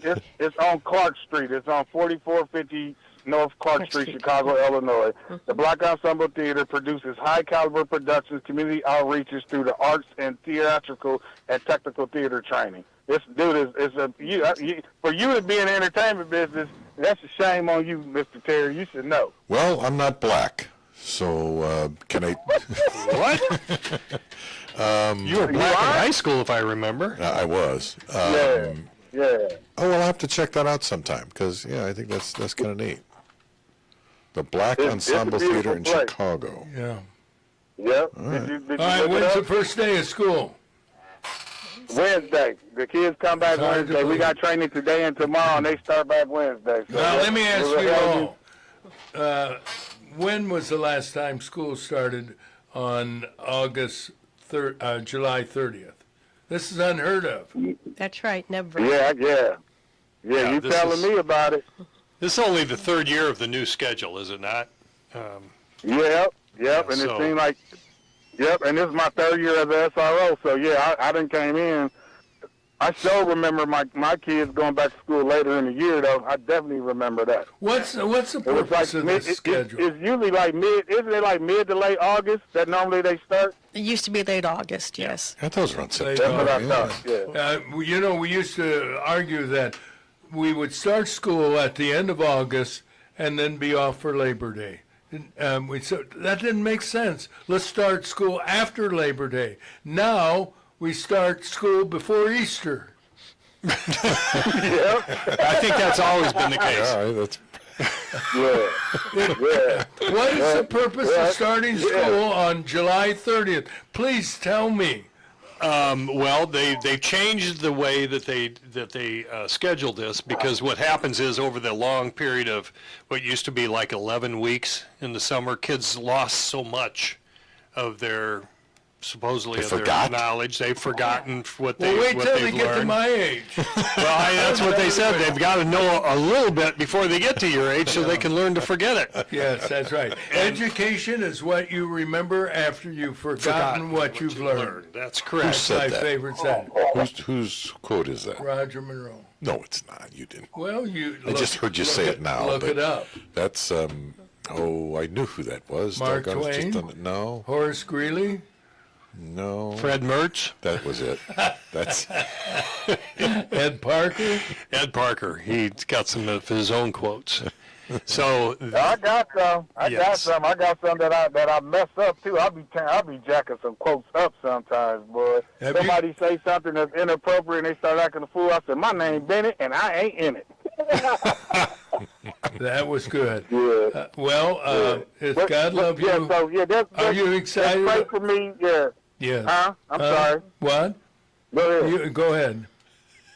I was gonna say what pray for were you me and gonna all say? the teachers and the SROs and the sisters and everybody that's getting ready to start this school year, and that the kids have a great year and we have less and less incidents. That's what I pray for. That's all That's I can pray true. for. That, you know. Amen to that. and good luck at Barton. They're lucky to have you over there. Yes, they are. Thanks. I fortunate. appreciate that, Mr. Myers. Yeah, it's a blessing. Like I said, I just want to get somewhere and get settled in so that way I can have a relationship with the kids for an extended period of time. So that way when it get closer for me to retire, it'll be, I have a better rapport with them instead of hopping from school to school. But Yeah. I'm going to do what they need me to do, and it's as simple as that. They You don't know, come that looking anybody for you. that knows me, yeah. Well, they're I'm putting you in I a gotta brand do. new spot. Yeah. So Yep. with brand new kids, and so You know- everything's going to be new. So I think that's a compliment. Well, I think it is too, but haven't you laid awake at night thinking about, do people really like me? Because you started at Sterling, and then you went to, Von Steuben? well, I think there was a School of Hard Knocks, and then he went to Von Steuben. Now he's going to Glenn Barton School. You know they're going to run out of schools. Yeah. I guess I'm the cleanup guy, right? That's what it is. You're right. You're the cleanup guy. Yeah, you know, it is a compliment because they're saying, where are we going to put Ed next year? And I know people say, well, let's figure out the worst school because he seems to have a therapeutic effect on those schools. And so they say, well, let's go to Barton. That's where apparently they need a good role model, and you're a good role model. Well, thanks, Uncle Roger. That means the world coming from you. That's the way I look at it, too. Like I Your said standards before, are awful low. Yeah. I just feel personally, like I said, you guys all in that room know me on a personal level and know and understand that I love what I do truly, not just We saying love it. what And it you ain't do, just too. about it's not just about the money. I mean, of course, we all need money, but if you can get paid to do something you love, then you're really not really working. It's just a way of life. Well, you And keep I love what hanging I on do. to that falsehood, and you'll be okay. Yes, sir. Because Roger's doing what he really loves. Yes, and I'm not making Right, any right. money. That's right. Costing money. Well, you anyway, know I'm about what? to grab me some breakfast. Yeah, go ahead and graduate. We're having dates covered with chocolate. Did you see the movie Caddyshack? Yeah, I love Caddyshack. You remember that candy bar that was floating in the pool? We're eating. Yep, when Bill Murray. Yeah, we're Yeah, eating that's that Bill this Murray. morning. We're eating that candy bar this morning. Yeah, they had everybody evacuate out the pool because they thought it was a turd, but it really was like a baby roof or something like that. Yep. No, it wasn't. Yep. Huh? I thought it was a. Oh no. Oh my. Okay. I remember when they cleared it all out, and then the cleaning guy was Bill Murray. He was like the klutzy, goofy guy. At the end, he went down there and smelled it and looked at it and he bit it, and everybody's like, "Oh, like what?"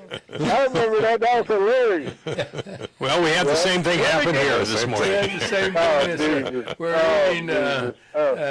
Terry- And Terry, I'm sorry you got to deal with those guys with that. Yeah, thank you. It's been a trying morning. Oh my goodness! I have to come in and add some color to the party. Literally and figuratively. Y'all have a blessed day. All right, God Thank you bless for taking my call. I love you guys. I miss you guys. I'll keep you in tune. I got a few events coming up. I'm actually I'm a special guest this August 2nd, this Saturday, for a big movie premiere called American Criminals. One of my cousins in the movie is a homegrown thing from the director, producer, and the other people. They're all from here, and it's a big event. And it's a red carpet event out at the I think it's at the AMC Theater or something like that. I'm not 100% for sure. I don't even know if I'm supposed to be talking about this because it's a private event. Okay. Well, let us know. Okay. Pass the word. Yeah, we'll pass the word. Well, I'm going there as a special guest, so it's gonna be a good thing. I'll send you guys pictures and stuff afterwards. It's a suit and tie type of function, and they invited me. I thought they was gonna try to have me do their at security. I'm like, I'm coming to watch a movie. I ain't trying to do no security this weekend. I'm trying to relax. I don't blame you. Well, have a great day. Be comfortable and stay cool. I'll take pictures of my new office and show y'all how it looks. I don't know exactly what it looks like yet because I've been 100%. I went in the building and seen it, and the guy that was the maintenance guy, the head maintenance guy, said, I think this is where you guys' office is going to be at for the SRO. So I think I was in the right room, but we'll see. It looked kind of padded. How many stalls? This for me or the kids? Yeah, this for me or the kids? All right. We got to go, Ed. Thanks so much. God bless you. Take care. All right, bye-bye. Love you guys. Later. Bye-bye. Eddie Parker. In the meantime, here's our pet tip of the day. Today's pet tip is brought to you by Peoria Pet Crematory of Peoria and Lewiston, providing final care for family pets large and small, 24 hours a day, 7 days a week. Their phone number is 713-1898. That's 713-1898. More information is available at PeoriaPetCrematory.com. Pet lovers are dedicated to their animals, all species from horses to turtles and of course cats and dogs.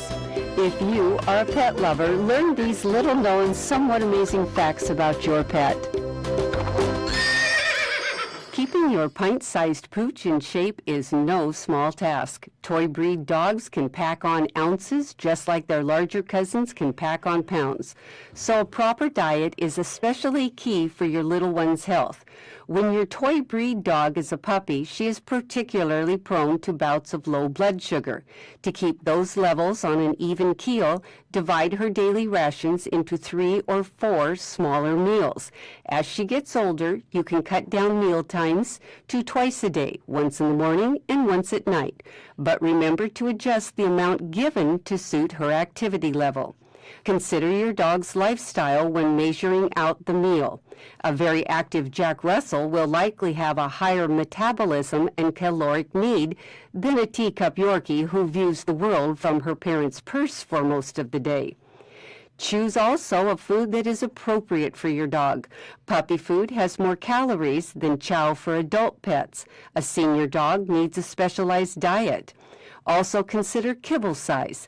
Tiny dogs have tiny mouths, and they cannot easily eat what is considered bite-sized pieces for a larger dog. Lastly, use an actual, real measuring cup when giving the food to avoid overfeeding.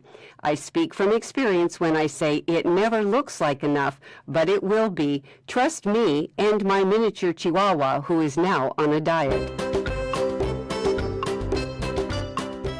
This whisker of information has been made possible by a grant from the Corporation for Public Broadcasting in partnership with Spot, Saving Pets One at a Time, and KSBR Studios. Produced by Joseph C. McGuire and theme music by Stuardo Glasser. Today's Pet Tip has been brought to you by Peoria Pet Crematory of Peoria and Lewiston, providing final care for family pets, large and small, 24 hours a day, 7 days a week. Their phone number is 713-1898. That's 713-1898. More information is available at PeoriaPetCrematory.com. Thank you, Louis Linder, and also brought to you by Terry's Dates. Yes. Do you have a name for your delicious treat? Turdlings.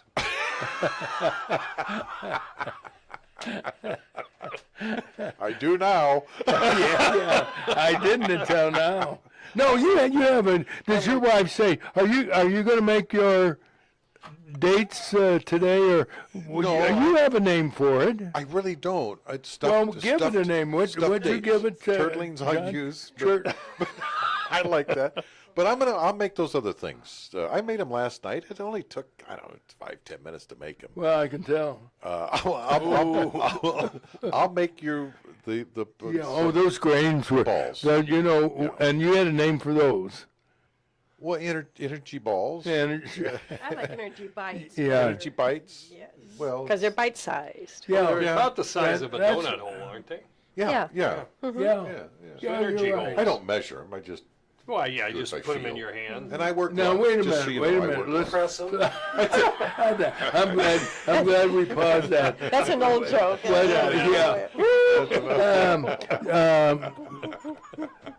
Oh my. you need a name. The reason I said wait a minute. Okay. You use rubber gloves when you make them? I do. Okay, I feel a lot better about in the you, kitchen, Terry. I wear a lot of disposable gloves. Just on your hands, though, right? Well, you said you wore a lot of them. No, that well, I do. refers to more than two, I would think. Well, yeah, you might put them on your toes. Your head. Yeah. Yeah, remember Howie Mandel used to blow with the glove and put on his... No, I've always used a lot of gloves in cooking. I don't know. It's Well, I'm Yeah, it's glad a to great hear that. ingredient. I don't like the stuff on I don't my like getting my hands... I just Yeah, don't I'm like- like you. I don't Yeah. get that. Get butter in your Yeah. hands. I hate Oh, that. it's Yeah. terrible. Well, I'm Making not heat. worried about Oh, the butter on your hands. I'm worried about what your hands are carrying I if know, you don't that's put why gloves I on. work live. I'm very clean in the kitchen. I'm Now, very, when you put mise en place. gloves on, There are different types of gloves, because I remember some people are allergic. These are food grade. Okay. These do, I don't know if they're latex free or not. Yeah, because I don't what know. is it, latex that Latex. Yeah. causes Oh, people yeah. some skin I problems? had a gal come in one time. Oh, I used to good. do fingerprints. I was a fingerprint vendor for the state police. And this guy, and he called me beforehand, because I wore gloves, because you're touching other people. Who was it, Ma Barker? No, I don't know who this gal was, Okay. but she, the husband called and said, we can't have any latex in the entire building. I said, why wear latex? No, you can't have. So we took all the gloves out, and he came up, and she sat down in the chair, and he grabbed, was it EpiPens? He grabbed one of those and stood right next to her, just ready to jam it in her neck. I'm going, Where? yeah, this Really? was weird. Wow. And she said she was the one who was instrumental in changing policies at OSF for Latex for gloves. latex gloves. Interesting. I don't remember her name. I wouldn't say it if I did. Hey, Yeah, we got it's anyway, suddenly long 9 story. o'clock. Patty That, Playtex. that Oh, was my a gosh. long story. Oh, Have a great sorry. day, everybody. Remember, God loves you, and so do we. Bye-bye. Have a great day.